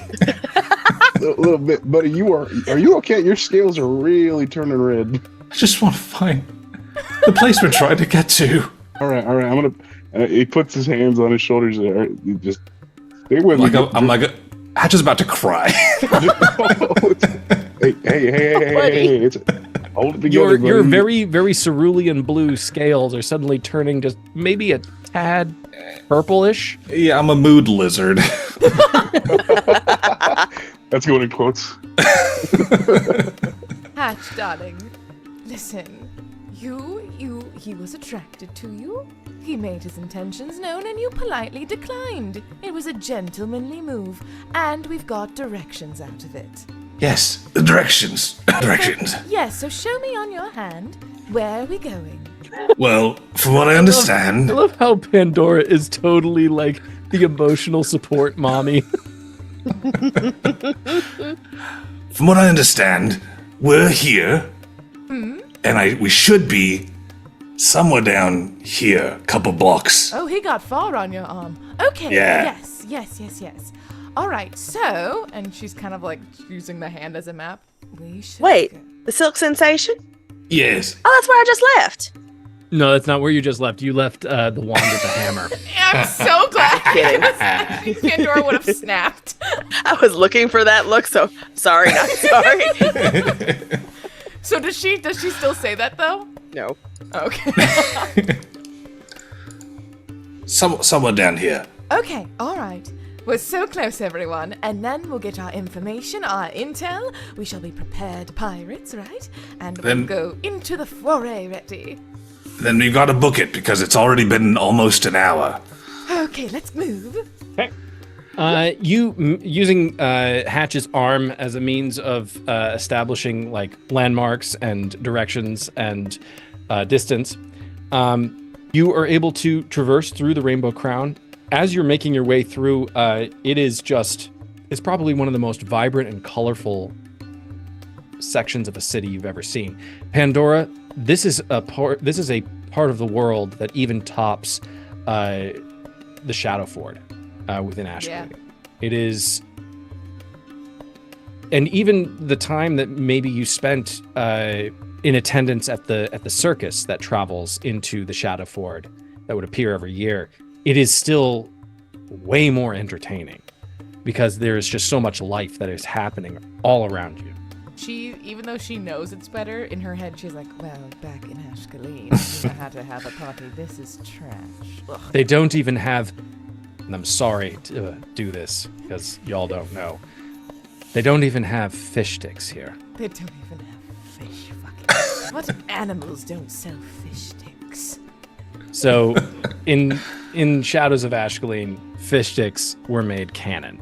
Anywho, you guys, you spend the next 10 minutes just finding your way. Eventually, it's one of those things where you are literally like walking down a side street and suddenly you're like, oh, it's right there. And of course, you recognize it immediately. It has to be that building because it looks like a mixture of a circus mixed with an open air tent, but you see that the silk is laid in so many layers that it almost makes like an actual like legitimate structure. You can see at certain points through this silk, some of which is completely sheer, that you're able to spot some pillars, like structure of this building. It looks that there are about 2 stories to it, and it looks in portions that there's open air patios or porches that have like separate rooms within the building itself. Standing at what you can only guess is the main entrance, given that the entrance itself, there are 2 massive silk curtains that sort of hang out and then spill out into the main thoroughfare. Standing in the middle is a very tall, stately, elven woman. I think that this is the place. Seems pretty unmistakable. I would agree with that. Looks soft. Looks like silk. It does indeed. Shall we? What? Yes, let's chat. I suppose we should. Yep. What, Brash? You have a different idea? No, I don't have a different idea. I just think that I worry. I'm coming up with a lot of bad ideas in my head, and I don't like any of them, but I don't like this. I got a We're gut just feeling. here for a little bit of information about the Nightmoors before we agree to whatever acquisitions job they have for us. That's all. Simple. In and out. No muss, no fuss. Exactly. All right, let's do it. We approach. Okay. As you approach, you're able to see this elf standing at about like 5'11" with very long white hair, very very noble looking features for an elf. Their eyes, this crystal blue, with tan skin, wearing different bracelets around their wrists and arms. They have this gorgeous like swoop back dress that is lavender color. They smell amazing. And it is one of those things where as you approach, it's almost like this hypnotic effect. Like, wait, are they just moving slower, slow motion, or is it just the world around them is moving slower? But as you approach, they notice you. Yes, travelers, what might I do for you? Do you wish to enter? Are you Lady Darshai? Oh, you have caught me. I am Lady Darshai. Who do I have the pleasure of addressing? Oh, it's I'm Andromeda, and I've heard so many wonderful things about. Give me you a from- deception check. Mirror back. Actually, on that note, before you tell me the roll, let's just take a 5. Okay. Perfect. Take Okay, a 5. BRB. 5.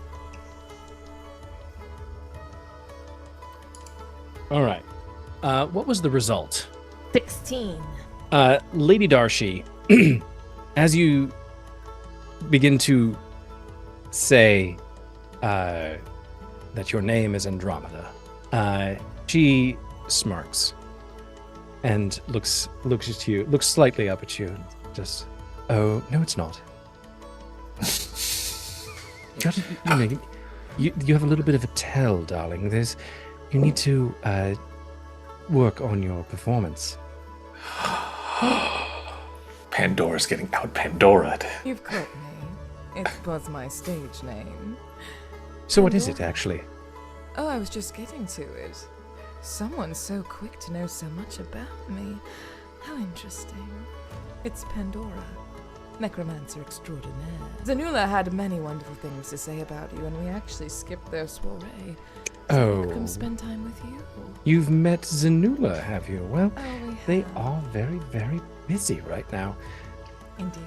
So, what brings you to my humble establishment? Well, you are clearly a lady whom notices much, and I have so much respect for that. And we were just perusing the city, enjoying it in all its splendor, and wanting to know it a bit further, like the locals do. Well, if you are seeking information about the city of Brecca, then you've come to one of the right places. We do pride ourselves on being brokers of information, among other things. But please, if you would but step inside. If you move past the rooms of stimulation, there is a portion that is dedicated to many sundry beverages that we might procure for your enjoyment. And if you just would much rather just watch a performance, you are more than welcome. We do have several wandering and traveling bards and bands that are here. We have... hold on, I have the list here. I have the set list. Queens of the Brushes Stone ears. Age is playing tonight. And then Weezer. It's an odd set list. Is that Katy Perry? We do have, if you are interested, I know it's not for everyone, their type of music, but we have Panic at the Gala. We have My Alchemy Romance. Oh my god. You're saying a bunch of canon names now? These are already established canon names in another. Wonderful. We have Disrupted. We have Mage Against the Regime. Mage Against the Regime? Wow, you are renowned to have gotten them here. And they're not really my speed. I do prefer other musical attractions, but some people do tend to enjoy them, and they are popular in other parts of Suristia. But we do happen to have the band Copperback. They are. You know, I feel like Copperback gets a lot of shade. That You guys will see Brash when he says copyright. You'll see him go and then quickly Blanche. try to like reclaim some composure. Brash and Blanche, both of us. We're looking at each other like, No way. Call her back. I've never heard of any of these bands. Wait, do I hear that? Well, by the look of your clothes, I don't imagine you would. He's a reenactor. Not a reenactor. Yes, you. And what, may I ask, since we are on the topic of names, what, may I ask, is yours? She addresses you, Hatch. Oh, ma'am, don't you think that in this sort of place, names are a privilege? Yes, they are. That's why I'm asking yours. Yes, you are. Okay, my name is Seth. I look her dead in the Give eyes. me a deception check. I'm as gonna keep I- asking the more you keep lying, so it's just I'm like, leaning into how bad this is going for me. We're gonna have fun with this. Hey, a good roll this time. Deception. 16. Of course, she's super, super good at this. not when she rolls low. She looks at you. Now, that is very interesting. I've never encountered a dragonborn named Seth before. Well, I do hope you gave your parents hell for that one. Well, I'm adopted. I can't really get control. You don't get to pick your family, right? That is very true. And what about the rest of you? You, sir, are very, very large and in charge. I think you would probably give my bouncer a run for his money. Bouncer.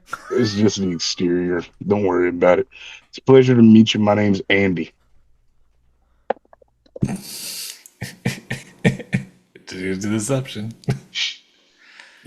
It was. So you're a bard. Yeah, I know. That's gonna be a 15.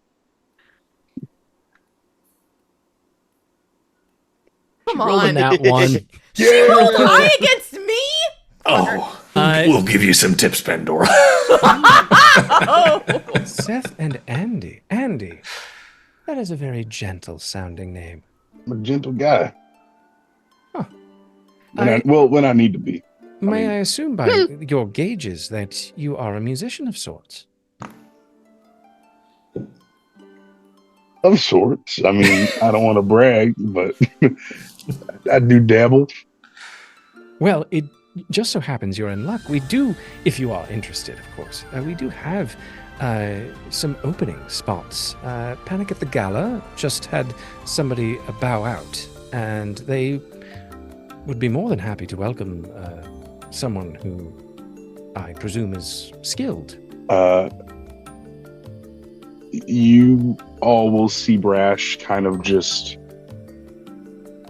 His mouth will kind of go agape for a second. And he'll glance around at all of you. I really would love to. I mean, I really, really would love to, but I got some previous engagements, and I need to. I'm just like I kind of glance back down at Blanche real quick. Some previous engagements that I need to take care of, so unfortunately, I don't think I'd be available.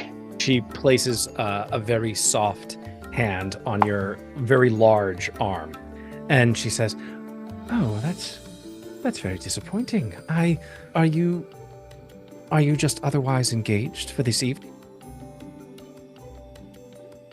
For this evening, that's up in the air. I don't really know what my work is gonna entail. Kind of new in town, trying to figure a lot of stuff out. Oh, well, It's you.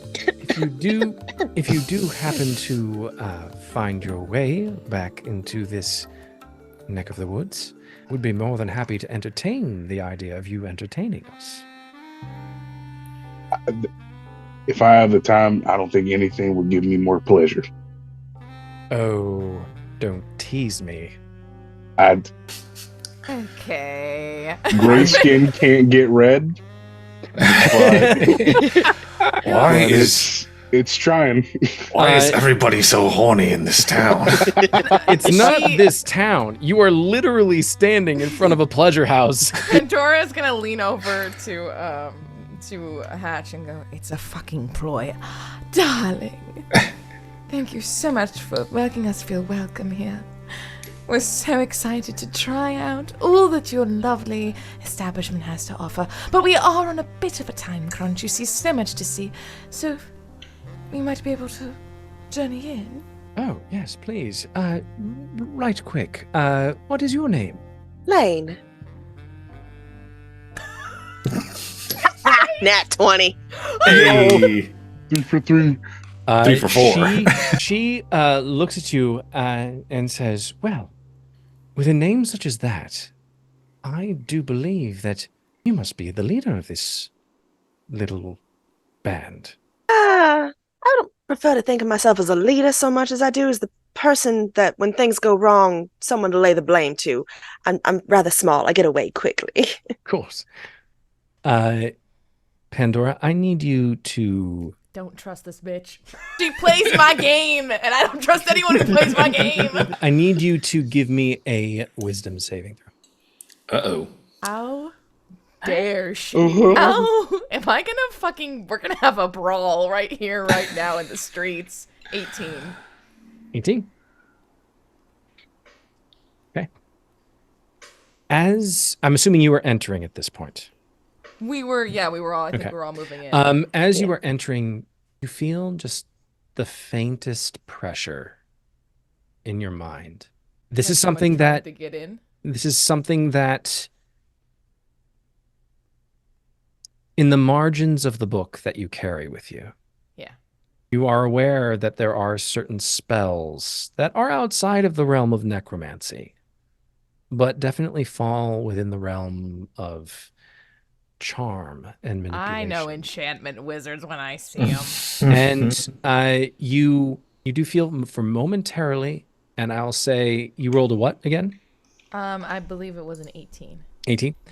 I'll say in an 18, you do know that for a brief moment, whether it was just some bit of fun to see if you are more than meets the eye, it is possible that Lady Darshai tried to see what kind of mental barriers you had. And came up short. Can I, while everyone is entering, like we're all like ushering people, is she still behind us?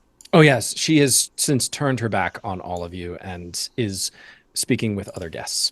Okay. What do I have? I think what she's going to do is because she has Mage Hand, she's going to cast Mage Hand and give a little tickle to her side. Give me a sleight of hand check. +4. Come on, baby. Come on. Come on, Pandora. Dirty 20. I'm not looking at anything. I don't see what you rolled. What did you roll? Oh, sorry. Oh, that was me. I was staring you back down. Yeah, I was like, come for me, Lady Dash. That's a dirty 20.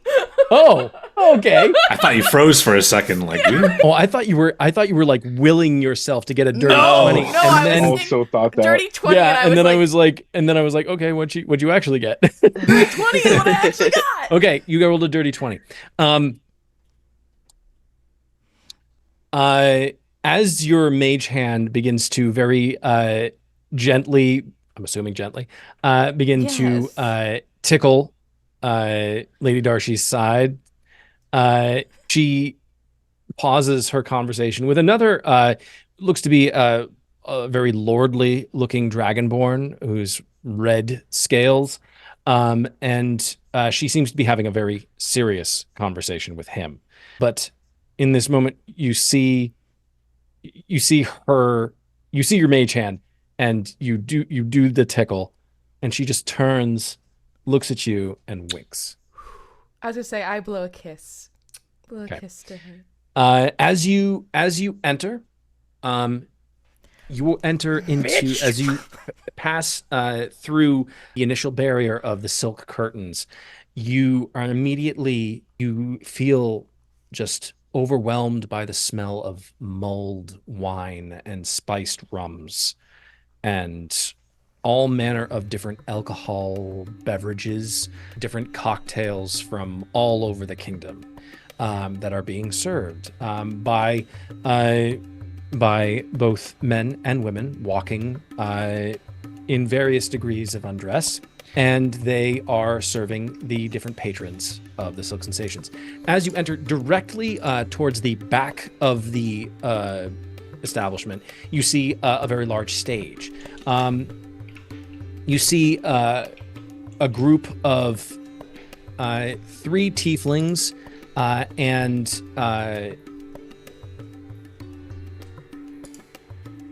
3 male tieflings and 1 female lead tiefling vocalist, and they are playing a what looks to be some kind of a folk song of Surastir. Not entirely sure. A lot of the language is infernal, unless any of you speak it. And they seem to be putting on like kind of a middle of the set song, so they don't have like a lot of people like watching, but there are some people who are catching a little bit of the show. Off to your right and to your left, you do see that there are bars, there are different bars in the building. One is more of a have different themes. One is more of a tropical vibe, while one is more of a very sort of the stereotypical tavern, like bar maiden type vibe. Throughout, every now and then, as the music goes through different increases and decreases of volume, you do hear the faintest of sounds of pleasure being had in other portions of the Silk Sensation.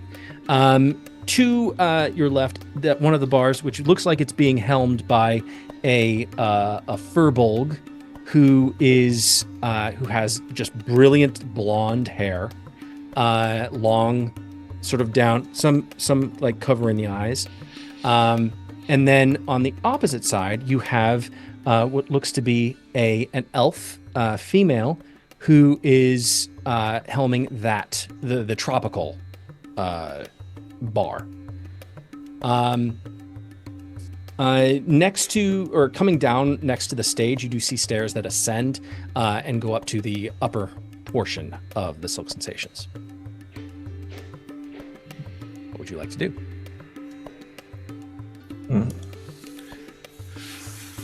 Remember, we're here for information. Don't get too hard up on alcohol. Yes, we don't need to be imbibing too terribly much. It seems best to keep our wits in a place like this. Did you see that woman at the front? Her Pandora's eye slowly twitches. She was lovely. She was slightly creepy. No.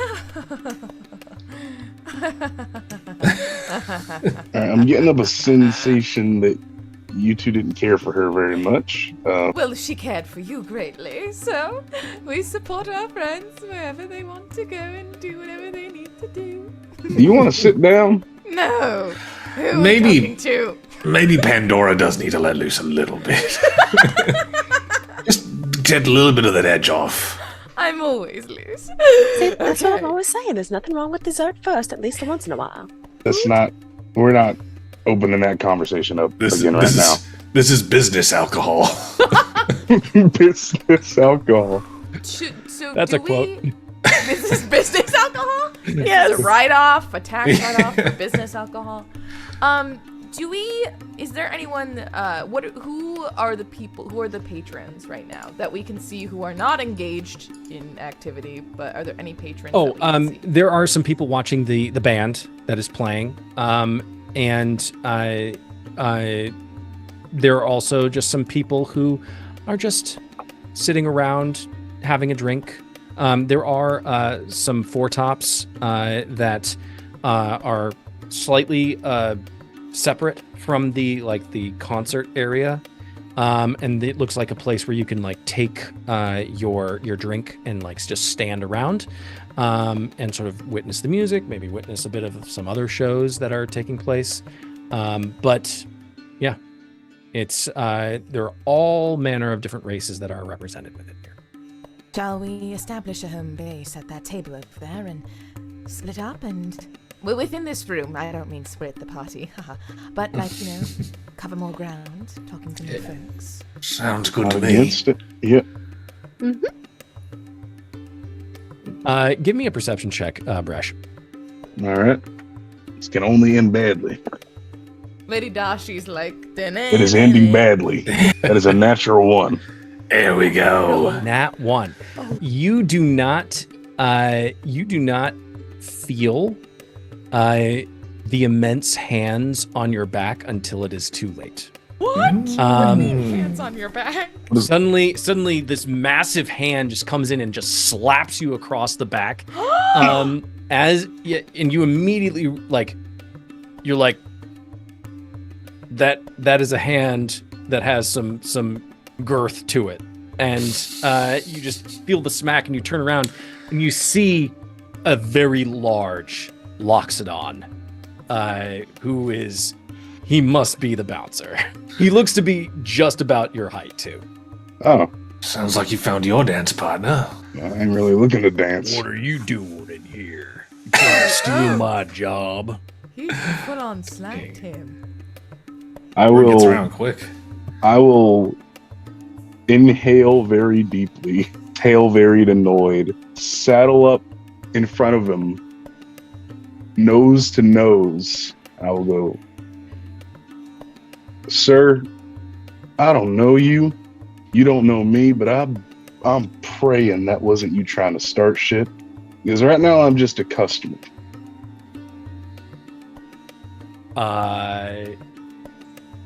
I'll let you choose. Give me either an intimidation check or a persuasion check. Which am I better at? Let me go ahead with intimidation.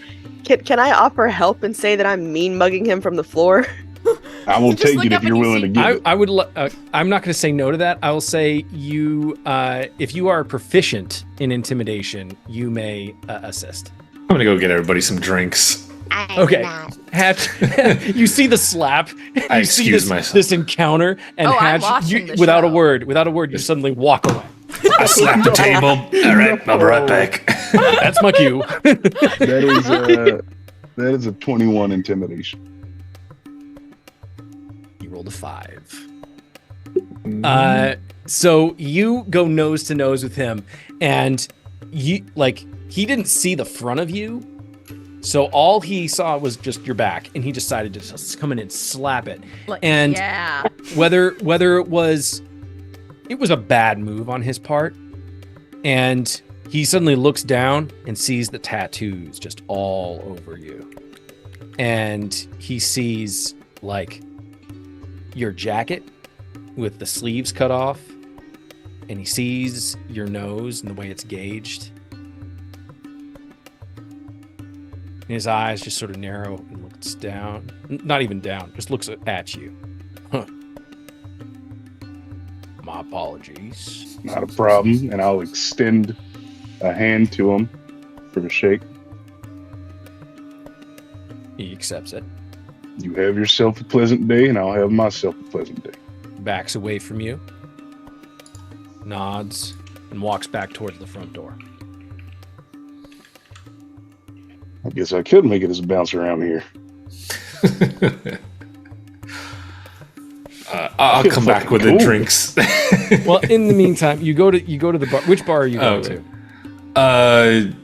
What's the nearest one? The one that's more like a tavern with the Furbolg. That one feels more my speed anyway. Yeah, let's go there. All right. As you approach this Furbolg, he is very. He looks very pink, and he has very long blonde hair, and he notices you and is just like, "Hey, man, Oh God. what can I do you for? What Gosh. kind of liquid refreshment are you about this day?" If I look him in the eyes, is he looking at me, or is he 1,000 yards He's stare looking this through way? He's you. looking at you, but he's sort of he's looking through you as well, just like. I feel like I have to move to get into his line of sight. I'll just cheapest ale you got. 4 of them, please. You see suddenly a look of disappointment just sort of come across his face. All right.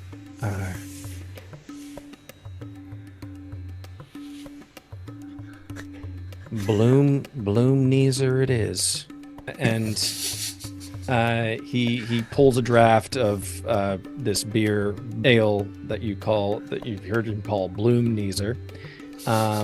And he puts it into 4 glasses.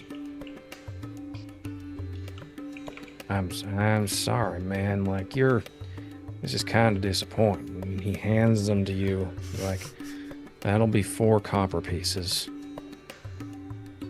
I'll give him 8, and I'll just be like, Oh, very generous. Thank you. maybe you should, I don't know, take a nap or something, buddy. I'm like, Why you say that, man? you just look real tired. I'm not tired. I'm just here. Just enjoying it. Just enjoying the view. Just having a ball. All right. I get to serve really colorful looking customers such as yourself. And yeah, I hope you enjoy your Bloom Neezers. All right. No need to be so. Most awkward. Beer's beer as far as I'm concerned. Gather them up. Except when it's not. But, you know, the world is your oyster. Please enjoy. He's like the one pro mixologist Okay. in the place, and he's personally offended at having to serve beer. It's like, just pour me my drink, man. Do you say that out loud? No, but my tail sort of wags like that. Like, come on. You hear him just sort of like talking under his breath as you leave the bar. No, get no respect here.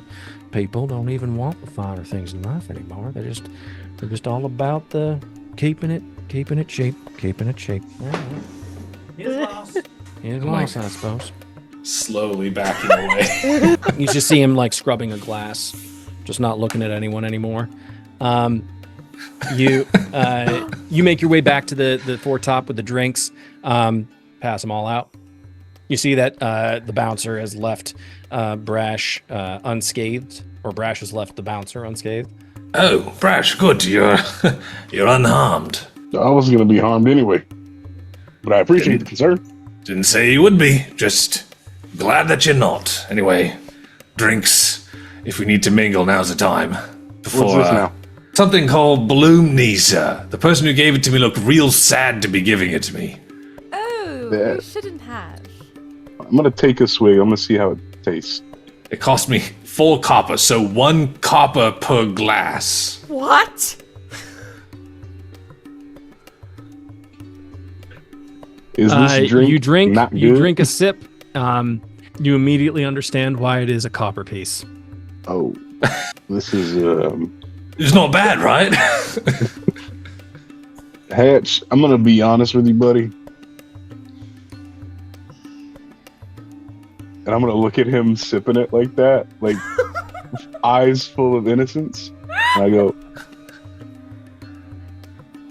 "It's a great find, man. You really, yeah. Way to go, pal. I like it. I like it a lot. Thought you said you liked dark brew. I do. I like this too. Mind your own fucking business."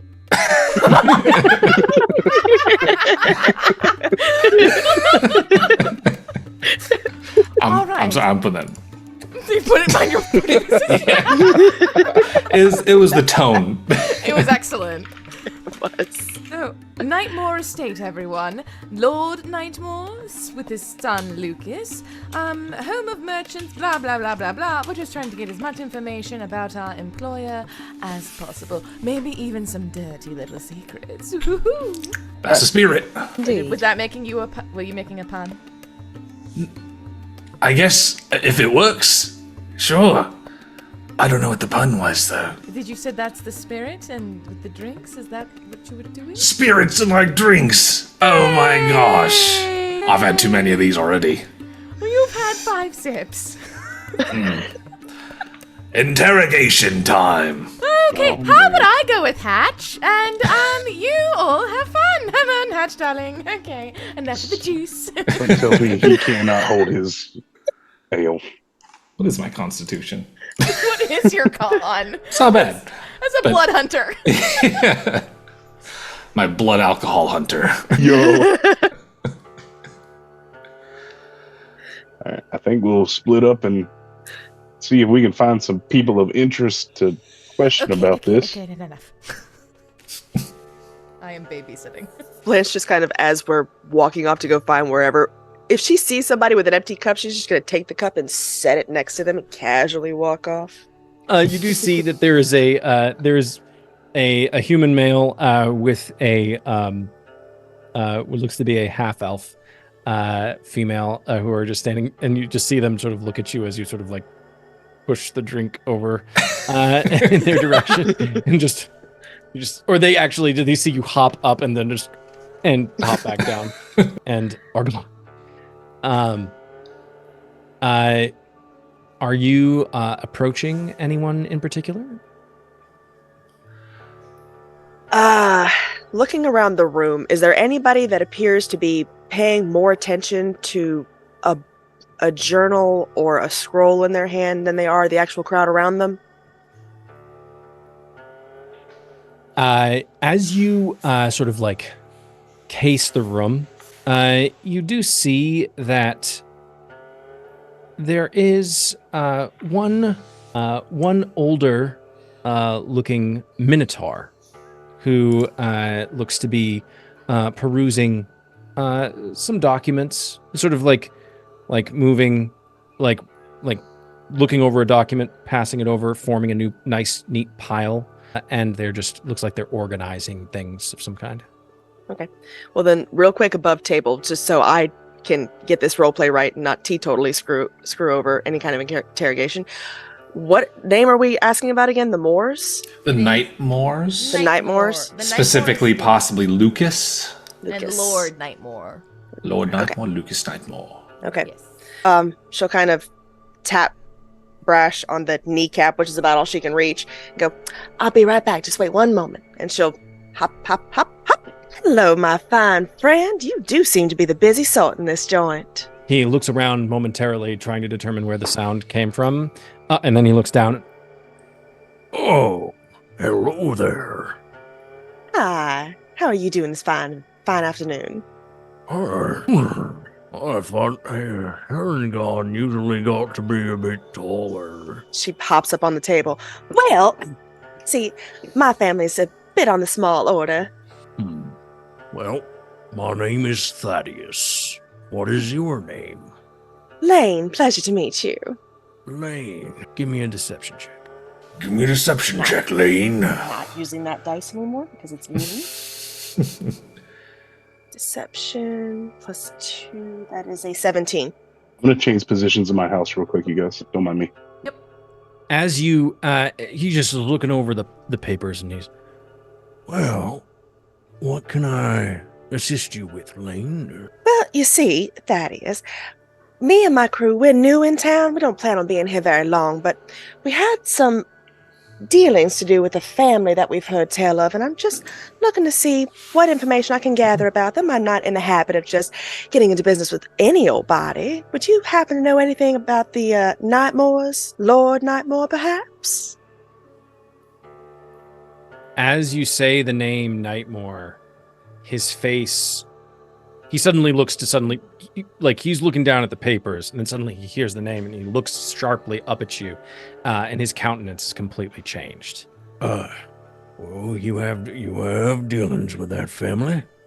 Oh, Sugarbean, I'm just a simple silk trader. Oh, okay. What business do you have with the Nightmoors as a silk trader? Trading silk, darling. It's kind of in the name, don't you think? I would think so. It's just that the Nightmoors don't usually ply the trade of silk in any way. Well, hence why I'm looking to get some information about them if I can. You see, I understand that this is not commonly done, and I'm looking to break into the market, so to speak. Oh, I see. Looking to distinguish yourself in some way. Exactly. I understand. Well, given that you are a lady of good breeding, short of stature, but good breeding. I will say that you should be very wary of your choice of business partner. Really? See, what I heard was that they were fantastic business partners. What have you heard?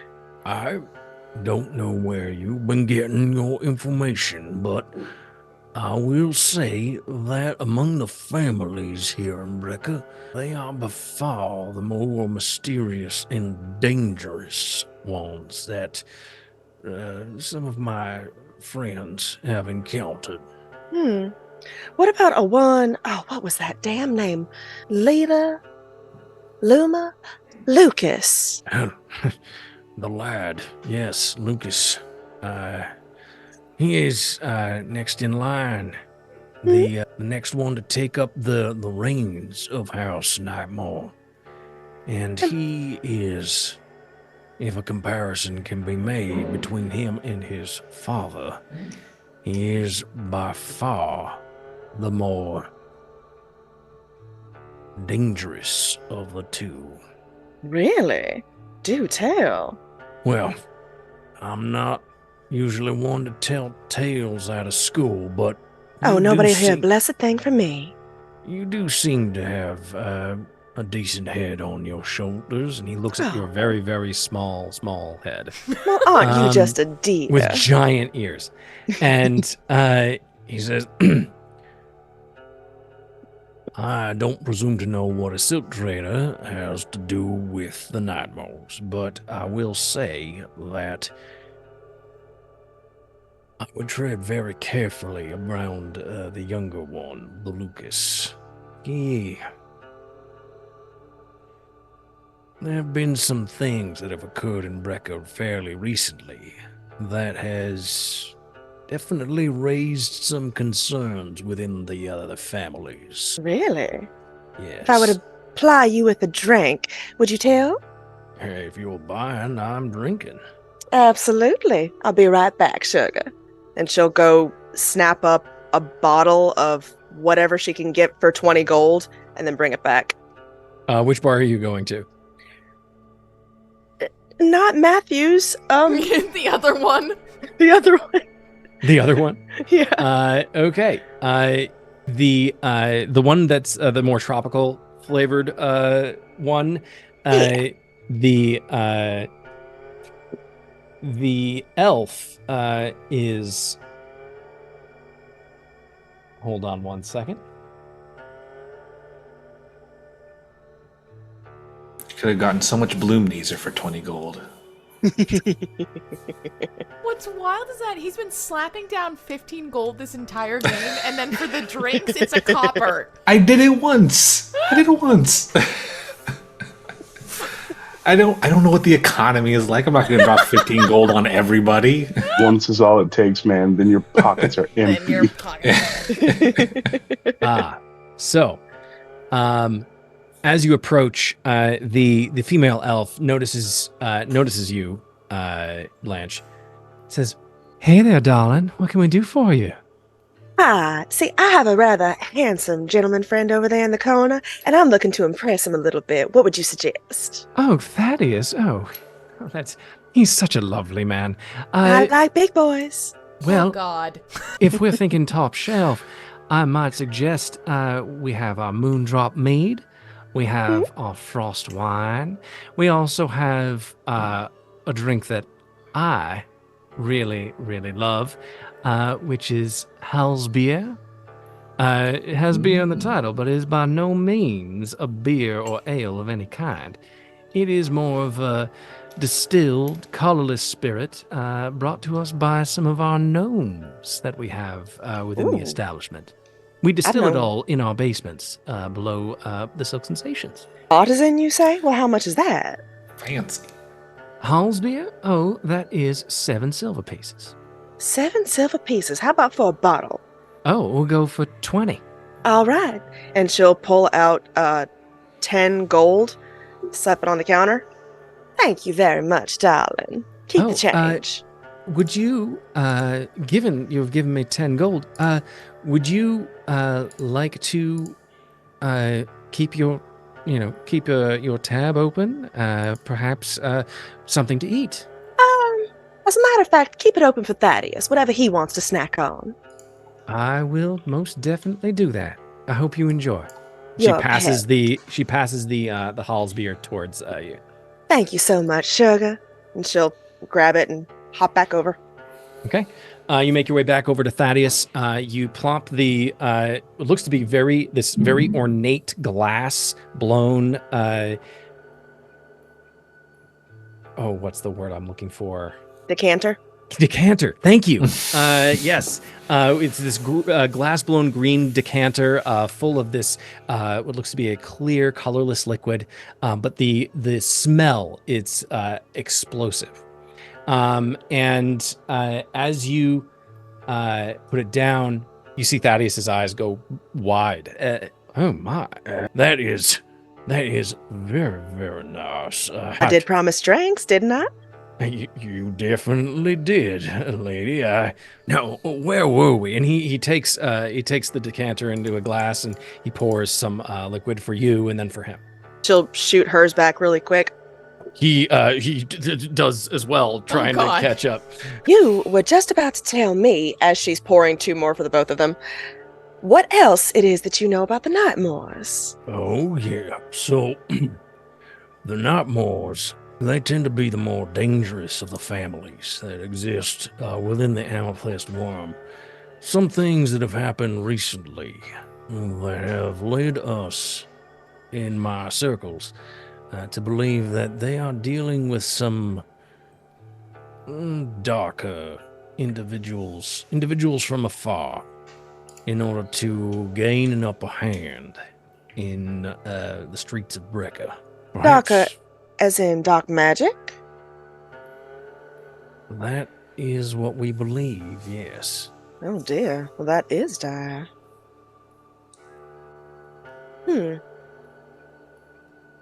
So, and he thinks about it for a second. When you were telling me about the fact that you're a silk merchant, and it's like before he was talking to you, but he wasn't fully actively listening to you. He was just making conversation. It's at this point that he actually gives you a once over, looks you up and down. So given everything I just said, I'm gonna hazard that you aren't actually a silk trader. Well, hold on a minute. Are you insulting my fine coat? No, it's not that at all. You are by far one of the more fetching Harangon I've ever seen of your stature. Go but on. I will say, I don't anticipate Lucas having much need for a silk trader right now. Well, there's many fine applications to silk, darling. You simply don't know.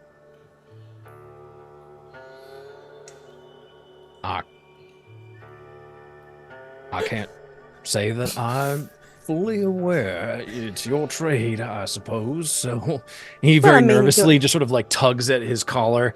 And I mean, you're a tidbit taller than I usually go for, but I'd be happy to show you one evening if you're interested. Oh my god! He he is a minotaur of he looks to be older, middle-aged. But definitely not he's not in any way, whereas a lot of minotaurs, they tend to, in terms of stereotype, gravitate towards more of a warrior vocation, or a some kind of wet work. He looks to be very much the opposite of that. In fact, he looks to be very much more someone who is very invested in learning, and he is going over these documents. Give me a perception check, Blanche. Oh, bugger. Perception? Bugger, I hardly knew her. 14. 14. As you are sort of seeing him get very flustered, you realize that he is going through these what look to be papers, and you see on some of these papers diagrams of different objects, different items, some of which you've seen like the make of before, but they all look very different and slightly more ornate. And you can see sort of by the writing, these look to be artifacts of some kind. He's looking right at me. Pandora, where the hell did you go?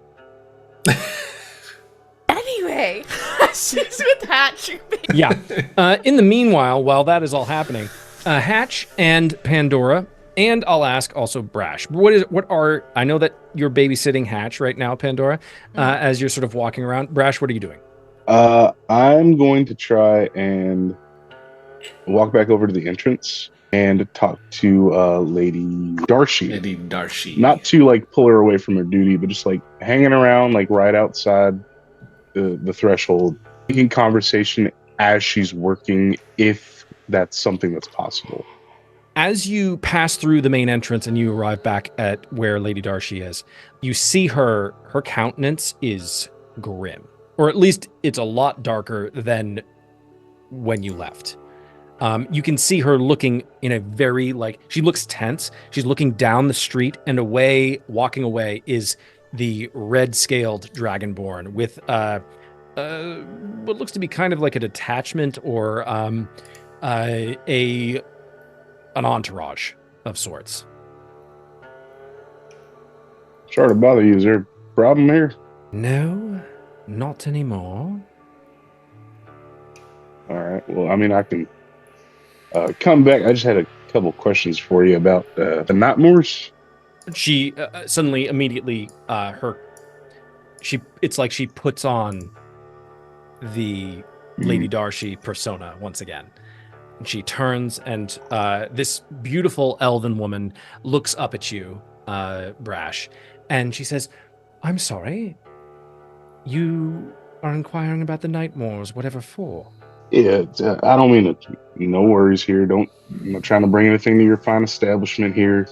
I got not. No, not at all. I just have some potential work that could be provided by someone that they're associated with. It's not murder. Don't start jumping to conclusions. But I don't jump to conclusions, darling, Oh, but no. it is very concerning to me when one volunteers information such as that. well, I'm very happy that you're not a murderer. well, yeah. I'm happy about it too. The only reason I said it is because I know some people see me, they think I'm a one-note kind of guy. That's not who I'm trying to be. Honestly, just forget I said. I'm sorry. Listen, I was just wondering if you had any information about them in general. I know the Lord and his son is named Lucas, but I kind of want to know what kind of hat I'm throwing my ring into what kind of ring I'm throwing my hat into before I start doing stuff for certain people. If that's something you could help me with, I'd actually really appreciate that. Let me ask you this. Andy, was it? Yes. Do you wish to live the rest of your life looking behind you, wondering if one night you might find a dagger in your back? I'd prefer not to. No doubt.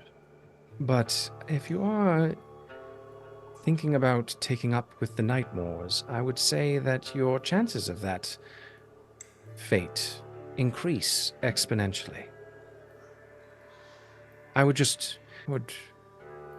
tell anyone this, but I would stay away from that family if I can help it. They are not allowed in my establishment. In fact, I just turned away one of their allies, this dragonborn by the name of Duke Chiron. Understood. He threaten you at all? He always does, but him and his ilk, they tend to be rather rough, and I do not tolerate any heavy-handed abuse within my walls. It's very commendable. Thank you. I run a very clean establishment.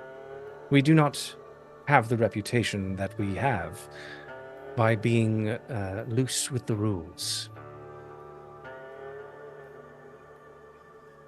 Well, let me ask you this then. What? It's a completely sterile environment. Our group chat.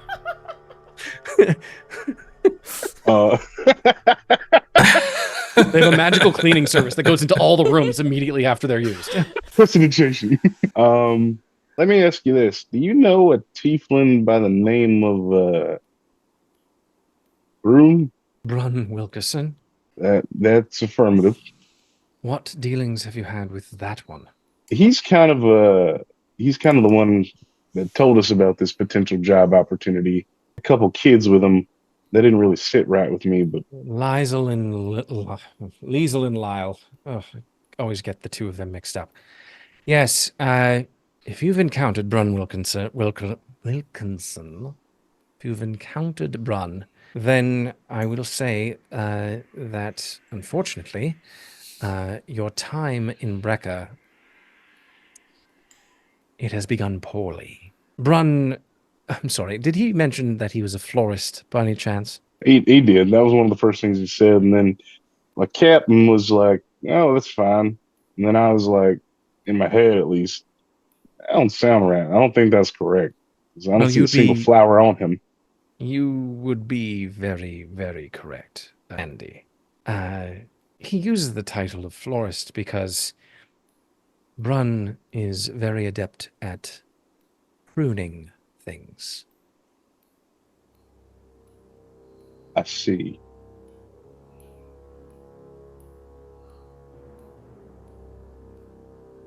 Well, Do you? then.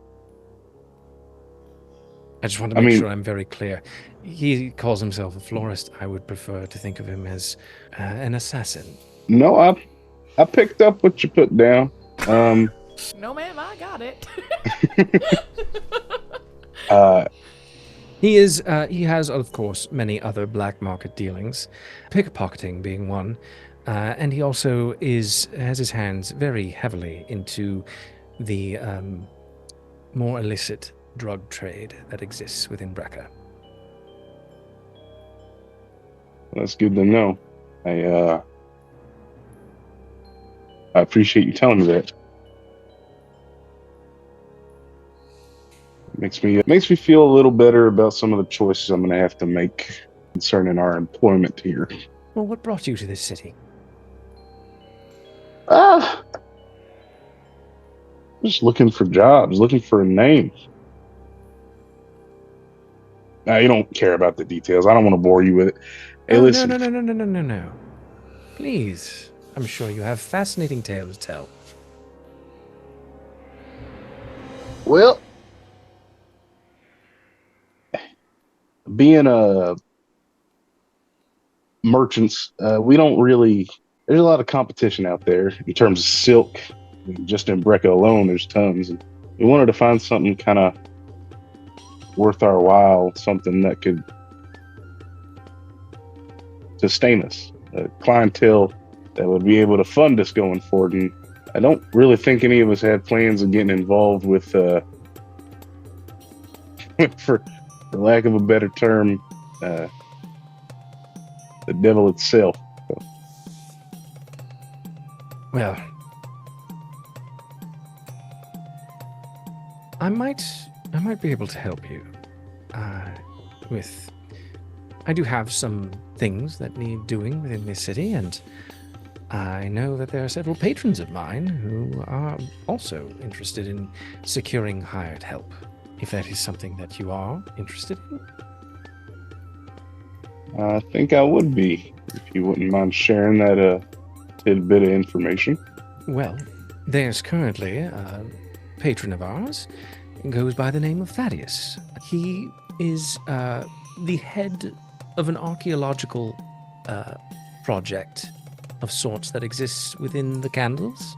I don't know how familiar you are with this city, but the Candles are these ancient mage towers that currently are slowly being consumed by the desert. But within these towers,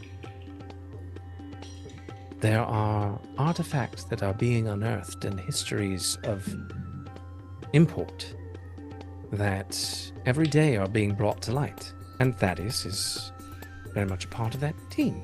I do believe that he requires his caravans that transport these objects. He does require some form of protection.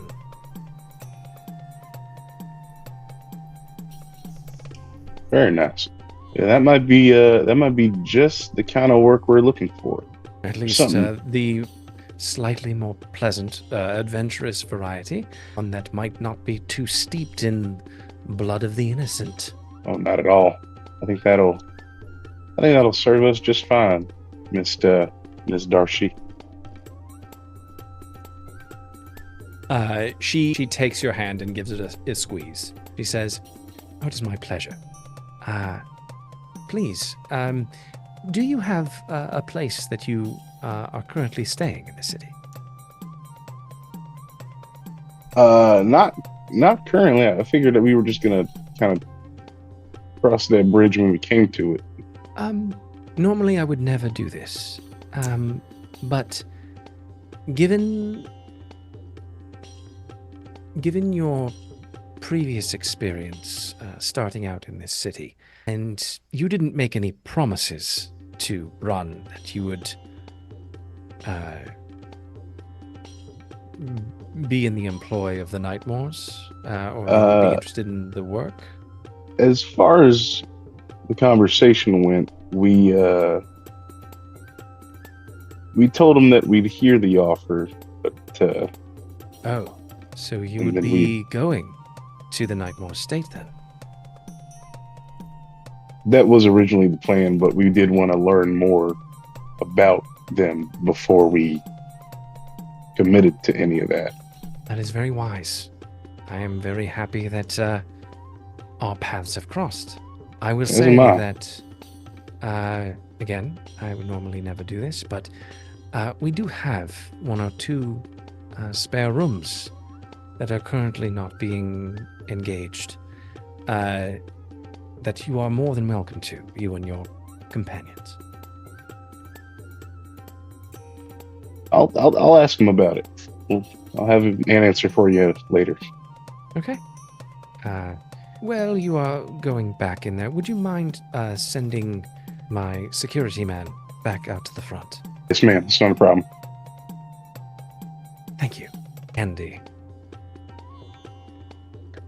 And I will walk back inside, and I will breathe deep, and I will say to myself, we are in so much shit.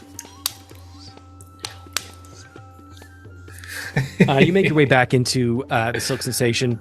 You do see off in the corner, sort of set aside from the main attractions of the Silk Sensations, the various activities, is Blanche having what looks to be a very nice beverage with a Minotaur. I'm not even going to ask. Meanwhile, I will go find go that ahead. locks it on real quick. I'll tell him, hey, House, your boss is calling you. And then I'll kind of just stick in the corner.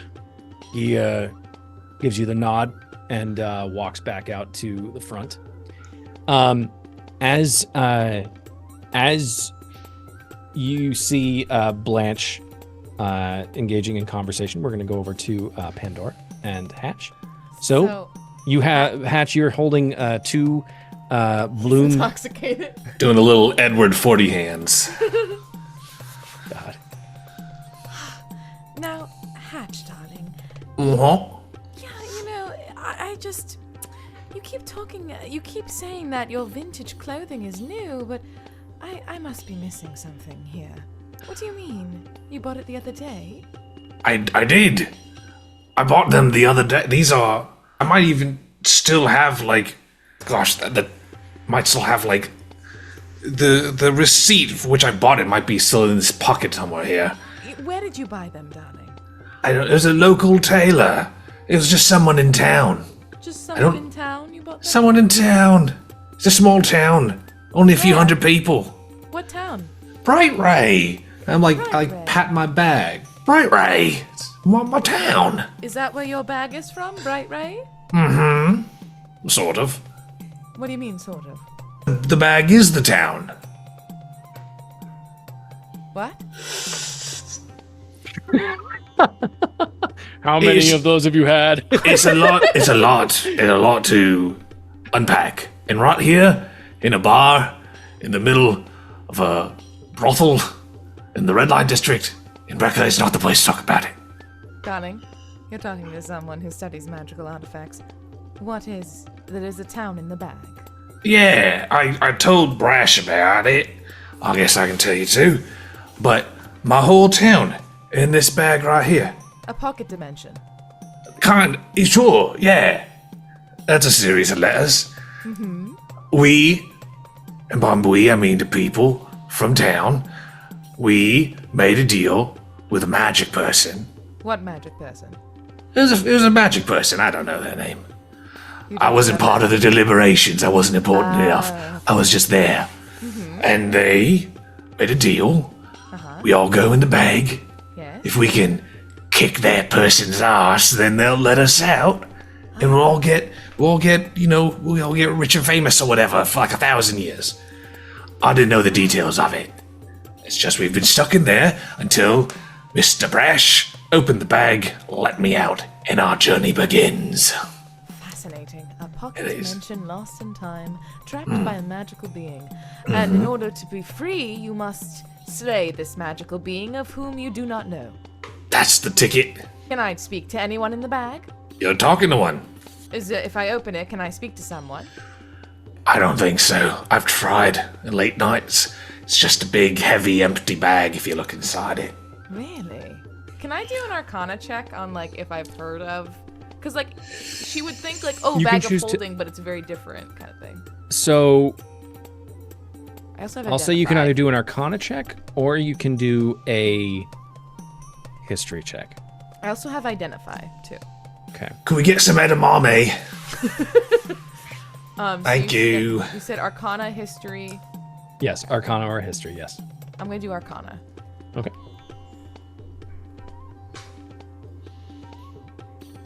16. Nope, 15. Just kidding. 15.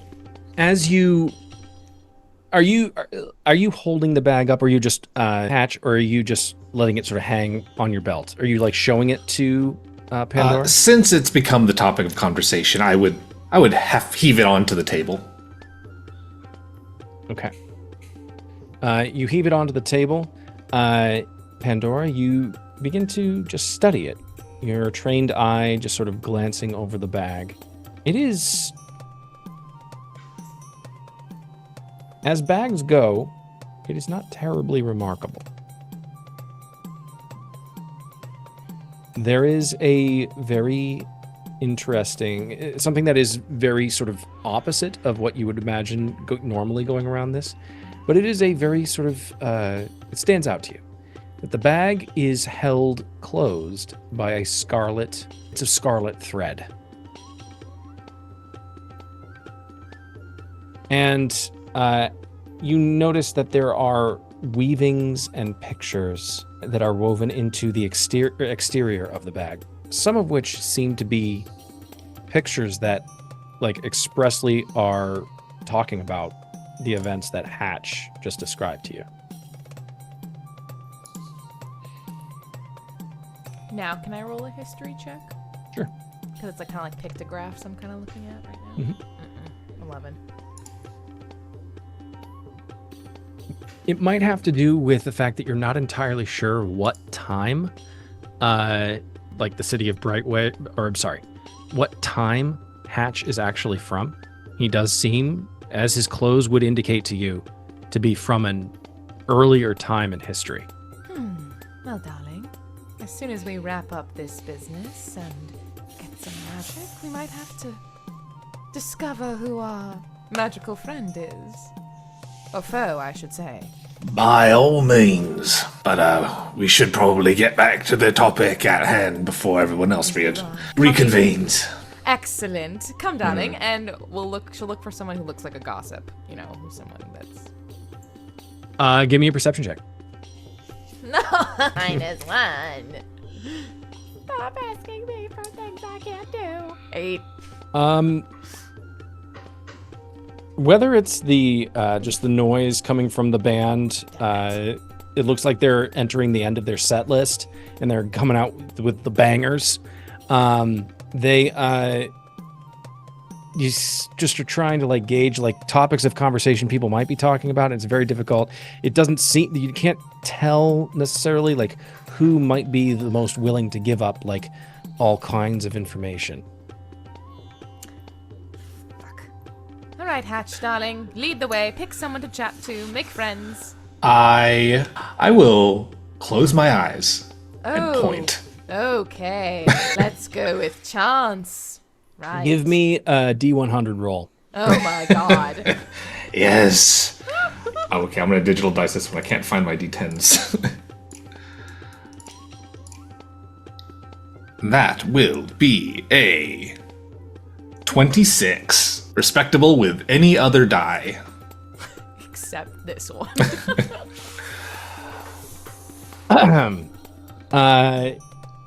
You sort of spin yourself around and you just like, and then you point and you open your eyes and you see a very young looking male dragonborn who is wearing some kind of religious garb.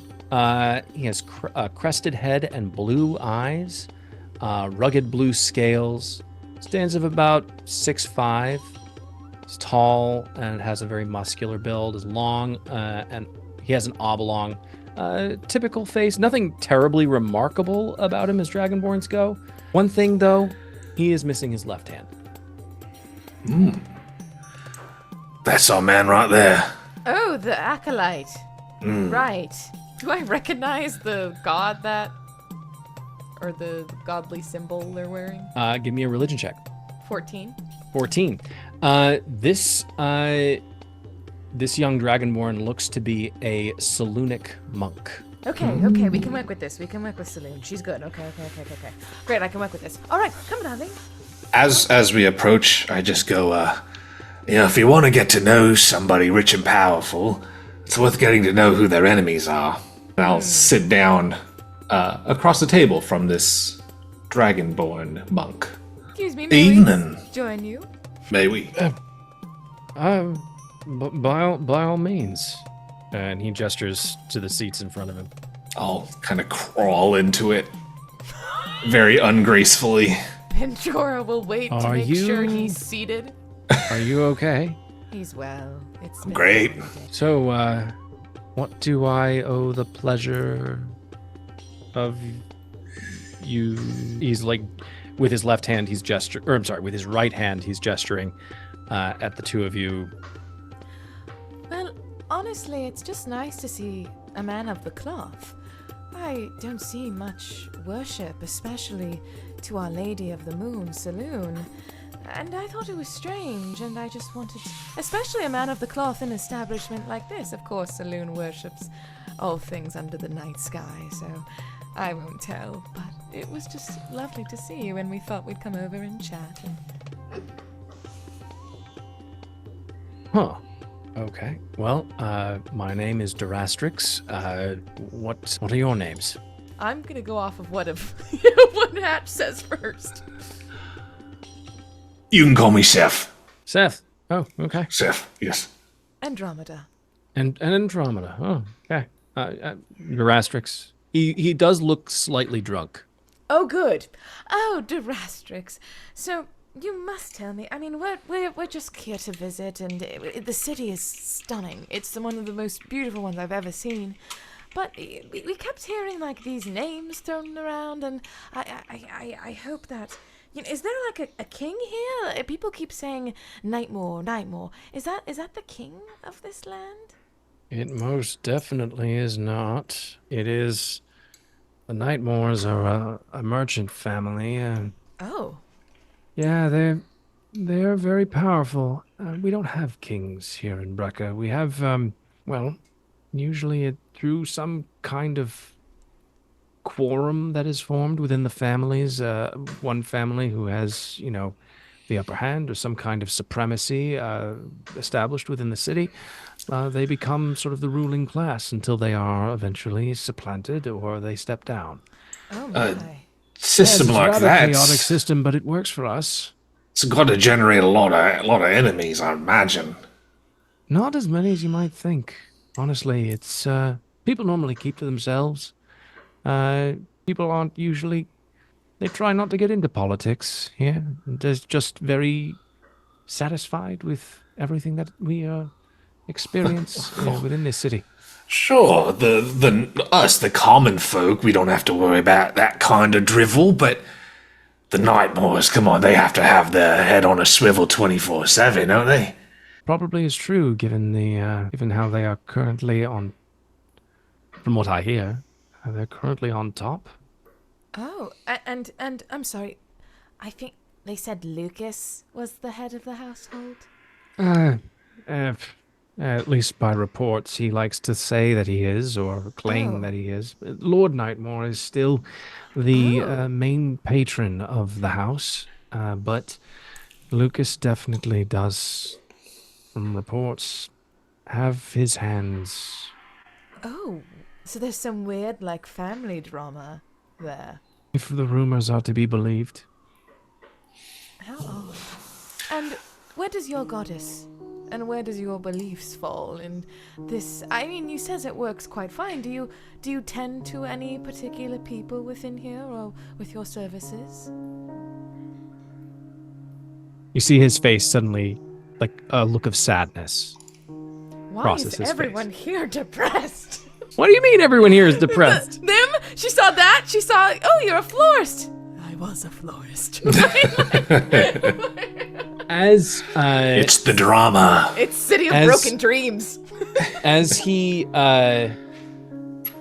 looks at you, Pandora, and he says, "I'm sorry if my attire fools you, but Oh, you were fibbing.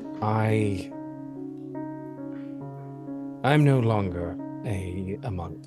A man of the cloth. I've just seen way too much within this city and how the innocent are being used. By whom? Well, the names that you have just mentioned are actually chief among the abusers. That and several of their allies. They Who are their allies? they have many. Chief among them is Duke Chiron. He is a dragonborn, such as myself. Is there anyone standing up to this injustice?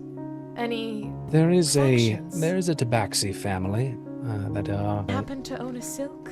they do from what I've heard they do specialize in silk and other spices. Great. It could be a different family. Yeah. Can't tell me only one group of people tabaxi sell silk in this city.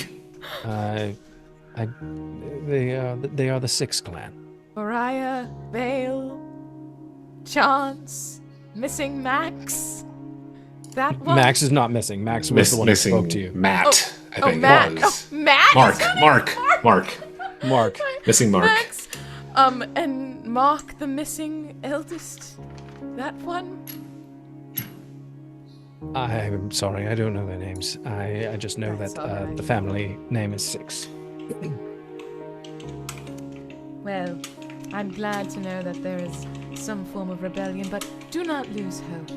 I'm sure your goddess, and she's like very awkwardly patting him on the hand. I'm sure your goddess is watching you and giving you your magic allowance that you get with your prayers and keep doing that. She has no idea how religion works. Yeah, I'll put down a copper piece. Get yourself a Bloomneezer on me. Oh, please don't drink. Don't do it. Don't do it. I'm sorry. He sees your hands that are still holding two of the mugs or glasses of Bloomneezer, I don't mean to offend, but I will never let swill such as that pass my lips. Pandora More for nods. me. Yoink. Pandora will go, okay, fine. And she slides over 1 gold coin and just gives him a hand pat and go, good luck on your prayers. Much obliged. Thank you. He takes the coin and gestures heavenward. My luck seems to be improving. Pleasure to have met you both. I hope the goddess is kind to you in this city and that she gives guidance. Thank you. And she's trying really, really hard to seem genuine because he's being nice. He's trying to be nice. Goddess is right back at ya. Why don't we leave this poor bloke to his Have a wonderful musings? evening. I need every one of you to give me a perception check. Does it have to do with smell? It's Copperback. They're on stage. I was gonna have a 15, but I have a -1, so 14 again, which is 3. my number. Oh, But I'm drunk. It's fine. I can do a bad perception roll when I'm drunk. 14 is my It's number not a good today. night for me, you guys. That's my second nat one of the evening. Oh, Jesus! And I'm all out now, and we're not fighting. I'm Yeah. I'm glad we didn't have combat tonight. Same. Blanche, you rolled an 18? Yep. Blanche. The band on stage finishes their set list, and you and Thaddeus are in conversation. This Minotaur is enjoying your company and your libations that you have provided. And Better. he's sort of not leaning into you by any means, but he's just very much like leaning closer to make sure that he's being heard over the sound of the music. The music suddenly stops, and as their band is finished playing their set, and it's in that moment where the music stops that you hear the sound of a scream. Oh no! Oh dear.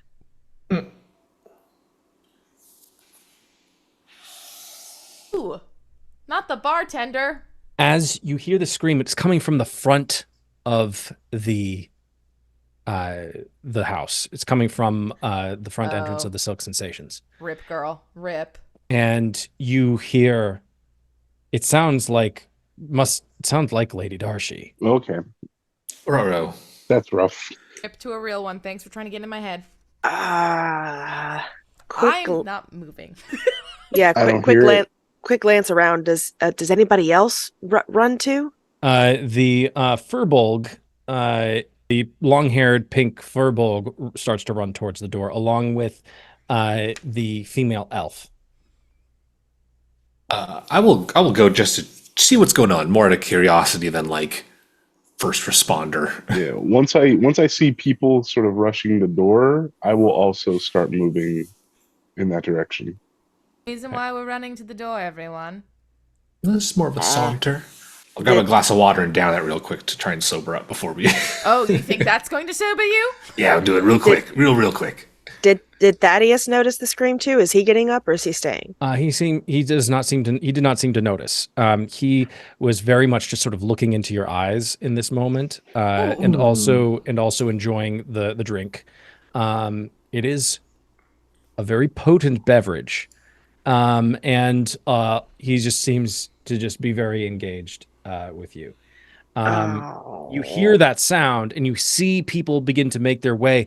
There are suddenly 2 very large minotaurs that descend from the upstairs, and they begin to make their way. They have these very giant glaives in their hands running towards the door. Oh, Thaddeus, darling. Yes. Look, if you could just find it in your heart to just wait here for just a couple of moments, I'll be right back, okay? Well, you would wait 1,000 years. Oh, aren't you just a pet? Thank you. And she'll like hop over, kiss him on his cheek, and then scurry the fuck out the door as fast as she can. Okay. As you make your way towards the door, you hear the sound of metal on metal. and the clash of weapons and the sounds of sword or steel making connection with flesh. And as I'll say, Blanche, given your speed, you're actually the first person who makes their way out through the silk curtains to the front entrance. You see Lady Darshai lying on the ground, sort of like pushing herself back towards the door, and standing in front is the bouncer, the Loxodon bouncer, Whoa! who is Ernest Keep. who appears to be fighting a red-scaled dragonborn, surrounded on all sides by 4 other red. Actually, there are 2 red and 2 bronze dragonborn. All of them are fighting this one Loxodon.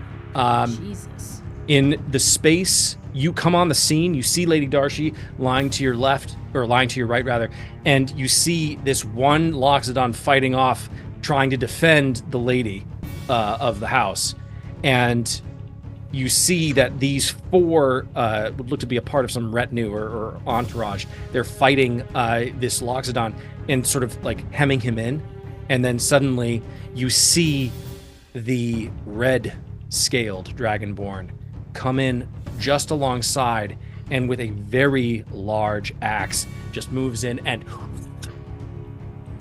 cuts the head off of this Loxodon. Oh, shit. The head falls down, God. rolling across the ground at the very edge of Lady Darshai's, the hem of her skirt. And you see just Lady Darshai just hold back a scream. Brash, you were next on the scene, followed closely by Hatch and Pandora. I'm gonna imagine I have a pretty visceral moment of shock seeing the remains of that guard, that bouncer. It probably affects him pretty deeply. Just kind of like there's almost like nothing else he can take in for a moment besides that image. As I'm seeing this, I want to reach over to my bag on my hip, rip it open, letting all of my moths out. Get her to me, and I'm going to gather the swarm and have them pull her towards me. Okay. Quickly, just because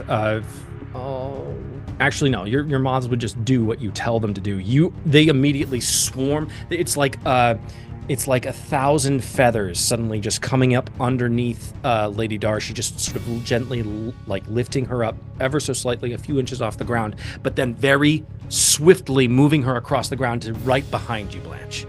I mean, if she wants to make a strength saving throw, she's welcome. It's a DC 10. She is in shock right now, so she's not making anything. All right, dear, there you are. Up on your feet. On your feet. Move.